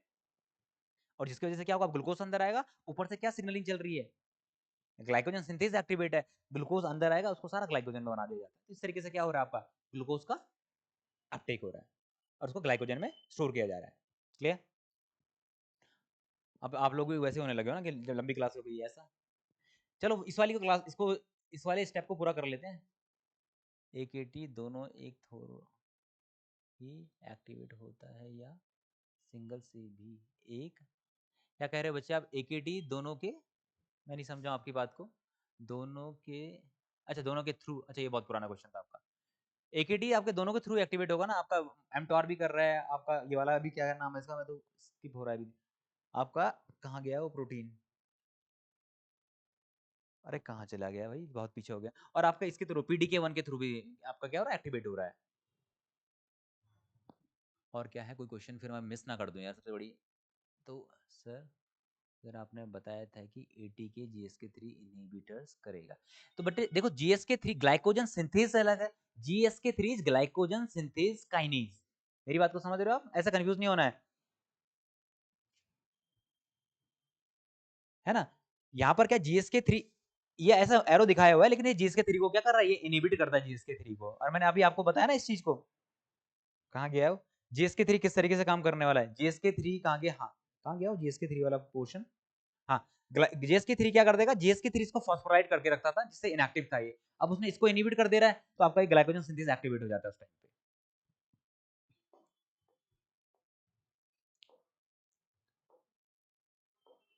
तो आ जाइए भाई आप, देखो अब इसकी फुल फॉर्म की बात है, अब फॉक्सो की बात कर लेते हैं। दो एक्टिवेट होता है फॉक्सो और एमटोर। फॉक्सो की बात कर रहे हैं तो ये आपका क्या है, ये फॉर्क हेड बॉक्स ओ करके इससे इसका नाम आया। जैसे फॉक्सो 1 2 तो नहीं है, 1 3 4 6 अलग अलग तरीके आपके फॉक्सो प्रेजेंट होते हैं। रोल की बात करें तो regulates for sale cycle arrest. अब देखो क्या है, सेल साइकिल को अरेस्ट करना मतलब क्या हो गया, रोकना। फॉक्सो रोकता है। अगर हम बात करें किस चीज की, आप इंसुलिन सिग्नलिंग की बात करें तो इंसुलिन करा क्या रही है, ग्रोथ करवा रही है, ये रोक रहा है। तो दैट मींस क्या करना होगा यहाँ पर, फॉक्सो को रोकना होगा भाई। फॉक्सो को रोकोगे नहीं तो क्या हो जाएगा। और फॉक्सो और इनका क्या, आपको इंसुलिन साइक्लिंग अगर मैं बात करूं, इंसुलिन सिग्नलिंग जो है ये बहुत ही इंपॉर्टेंट रोल प्ले करते हैं किस चीज में, आपका आपकी एजिंग में, बुढ़ापा जो आ रहा है हम लोगों को। अब जो फॉक्सो है वो एजिंग को स्लो डाउन कर लेता है। क्यों? क्योंकि हर एक सेल की कैपेसिटी की भाई वो 100 टाइम डिवाइड हो पाएगी, 200 बार डिवाइड हो पाएगी, ऐसा ही होता है। अभी हम डेवलपमेंटल बायोलॉजी पढ़ेंगे तब आपको आइडिया लगेगा। तो एक सेल किसी कितनी ही बार डिवाइड कर सकती है वो पहले से फिक्स है। अब आपकी सेल को उसने अरेस्ट कर दिया, रोक दिया डिवीजन से, तो दैट मींस अब सेल आपकी थोड़ा लेट डिवाइड करेगी। एजिंग है क्या, बुढ़ापा है क्या, क्या समझते हो बुढ़ापे से? एज होना क्या होता है नहीं होता क्या है वो बताओ। Ageing, what do you mean, what do you understand by ageing? ऐसे जो भी रैंडमली जो भी आपको समझ में आ रहा है, हाँ कि एजिंग मतलब बूढ़ा होना, मेरी हड्डियों का झुकना, कमर झुक जाना, मतलब जो भी आपको समझ में आ रहा है एजिंग से आप क्या समझते हो, कब एजिंग होगी? अरे वो एज थोड़ा ना पूछ रहा हूँ, that is ageing is different ना। देखो एजिंग मतलब एक तो होगा बुढ़ापा, एक मतलब मैं आज मेरी एज 30 है, मेरी एज 35 है, वो डिफरेंट, वो नंबर है। बट हमारी बॉडी किस तरीके से बिहेव कर रही है उस टाइम पे। अरे मतलब एजिंग का मतलब ये हो गया कि जब सेल आपके रिपेयर ना हो सके, डिवाइड ना कर सके, कि आपकी स्किन झुर्रियां क्यों आ जाती हैं, क्यों आती हैं झुर्रियां? क्योंकि वहां पर सेल क्या नहीं कर पा रही, खुद को रिग्रो नहीं कर पा रही, ग्रोथ नहीं हो पा रही, सेल की डिवाइड नहीं कर पा रही है। तो अगर ये सोच लीजिए, एक सेल एक टाइम तक डिवाइड कर सकती है, that means if a cell divides around 100 times, 100 बार सेल डिवाइड करे, तो अगर जल्दी जल्दी जल्दी डिवाइड होगी, फास्ट डिवीजन होगा, तो उसका टाइम खत्म। जब टाइम खत्म हो जाएगा तो उसके बाद सेल डिवाइड करना बंद, डिवाइड नहीं करेगी तो रिपेयर नहीं होगा, डेड सेल्स नॉट ग्रोइंग। अच्छा हाँ ये भी कहता हूँ डेड सेल, हाँ कि आपकी सेल डेथ ज्यादा हो जाती है as compare to cell division, कि वो फुलफिल नहीं हो पा रही है वो चीजें, कि आपकी स्किन सेल की क्या हो गई है, सेल डेड हो गई है, तो आपकी क्या वहां पर रिग्रो नहीं हो पा रही है, इसीलिए तो झुर्रियां आ रही हैं। आपका हिमेटोपोटिक स्टेम सेल है मान लीजिए, ये ग्रो करी बुढ़ापे में, क्यों? आपका ब्लड भैया कहते हैं खून पानी खत्म हो जाता है, बोलते हैं ना, क्योंकि आपके पास हिमेटोपोटिक जो स्टेम सेल थी उनकी डेथ हो चुकी है, वो अब डिवाइड नहीं कर पा रही है। आपके बोन सेल्स हैं कि बुढ़ापे में हड्डी टूट गई तो जुड़ना बहुत मुश्किल है, क्यों कह रहे हैं उस चीज को, बुढ़ापा ही क्यों बोल रहे हैं उस चीज को, क्यों कह रहे हैं बुढ़ापा? क्योंकि आपकी जो सेल की जो टेंडेंसी थी डिवाइड करने की, वो डिवाइड करने की टेंडेंसी खत्म हो चुकी है, इसी को तो एजिंग बोल रहे हैं। अब यही चीजें आ जाइए, अब फॉक्सो जो है उस एजिंग को स्लो डाउन करेगा। क्यों स्लो डाउन करेगा? क्योंकि जो सेल नंबर ऑफ डिवीजन था वो आपका स्लो हो गया, कि जिस सेल ने आपके मान लीजिए 5 सेल बाद 5 साल के बाद उसकी क्या होना, डिवीजन होना था उसने 5 साल तक, इसने उसी चीज को क्या बढ़ा दिया, क्योंकि उसने डिवीजन को स्लो कर दिया, वो 5 के बजाय 10 साल तक क्या नहीं हो रहा है, सेल डिवाइड कर सकती है। तो अब क्या होगा कि मैं एक 5 साल का और वो एक 5 साल का, जिसका क्या फॉक्सो एक्टिवेट है, उसमें सेल की अरेस्टेड फॉर्म में चल रही है, वो मेरे से जवान नहीं दिखेगा। अब कई लोगों को भी देखा होगा, कंपैरिजन कर सकते हो आप कि वो क्या उनकी मतलब वो 40 साल के हो गए लेकिन लग नहीं रहे 40 साल के हो गए, क्या खा रहा है भाई। अब कई सारे फैक्टर्स है मान लीजिए। अब सेल डेथ पे क्या करता है, दूसरा एक फैक्टर और है, जो सेल डेथ हो रही है वो क्यों हो रही है, कि सेल के अंदर कुछ म्यूटेशन आ जाए, मॉडिफिकेशन, सेल का डीएनए ढंग से डिवाइड नहीं हो रहा है। आपने देखा होगा ना कि सेल के अंदर जो डिवीजन है, सेल डिवीजन अगर प्रॉपर नहीं हो रहा है, सेल डिवीजन बोले या न्यूक्लियर डिवीजन जो हम बात कर रहे हैं, न्यूक्लियस में जो आपका रेप्लिकेशन है वो प्रॉपर ना हो, तो सेल को समझाया जाता है। आपने P53 जीन, मैं फिर वहां नहीं जाऊंगा, अलग ही चला जाएगा, पर आप देखोगे कि आपका जैसे सेल जब आपका रेप्लिकेशन हो रहा है, अगर प्रॉपर रेप्लिकेशन ना हो तो पहले सेल को समझाया जाता है कि आप दोबारा से जाओ अपना चेकिंग करवा के आओ कि कुछ दिक्कत तो नहीं है, जो आप रिपेयर सिस्टम में आप पढ़ने वाले। बट सेल आइडियल सेल है, नहीं मान रही है, नहीं रिपेयर कर रही, वो सीधे चले जाते हैं सेल डेथ में। समझ गए बात को। और ये जो आपका इम्बैलेंस होना या सेल सही से डिवाइड नहीं करना, न्यूक्लियर डिवीजन सही से नहीं होना, वो किस वजह से होता है, कई सारे यहाँ पर रिएक्टिव ऑक्सीजन स्पीसीज बन जाती है। रॉस के बारे में पढ़ा है आप लोगों ने, रिएक्टिव ऑक्सीजन स्पीसीज, जब मेटाबॉलिक रेट होगा, मेटाबॉलिज्म होता है, तो कई सारे ऐसे रॉस रिएक्टिव ऑक्सीजन स्पीसीज बन जाती है, जो क्या करें कहीं भी बाइंड कर जाती है। कभी डीएनए के साथ में बाइंड कर गई, उसने उसमें म्यूटेशन कर दिया, अब वो म्यूटेशन करेगी तो सेल की क्या हो जाएगी, डेथ, जो समझाया गया है। डेथ नहीं होगी अगर सपोज कोई दूसरा एक्टिवेट पाथ, वो कैंसर कॉज कर देगा, वो डिवाइड ही हो रहा है, उसको रुकने का नाम नहीं ले रहे हैं। क्लियर, चलो अभी आपके ऊपर जा रहे हैं, जब हम कैंसर पढ़ रहे हैं तब ज्यादा बेटर वे में समझेंगे।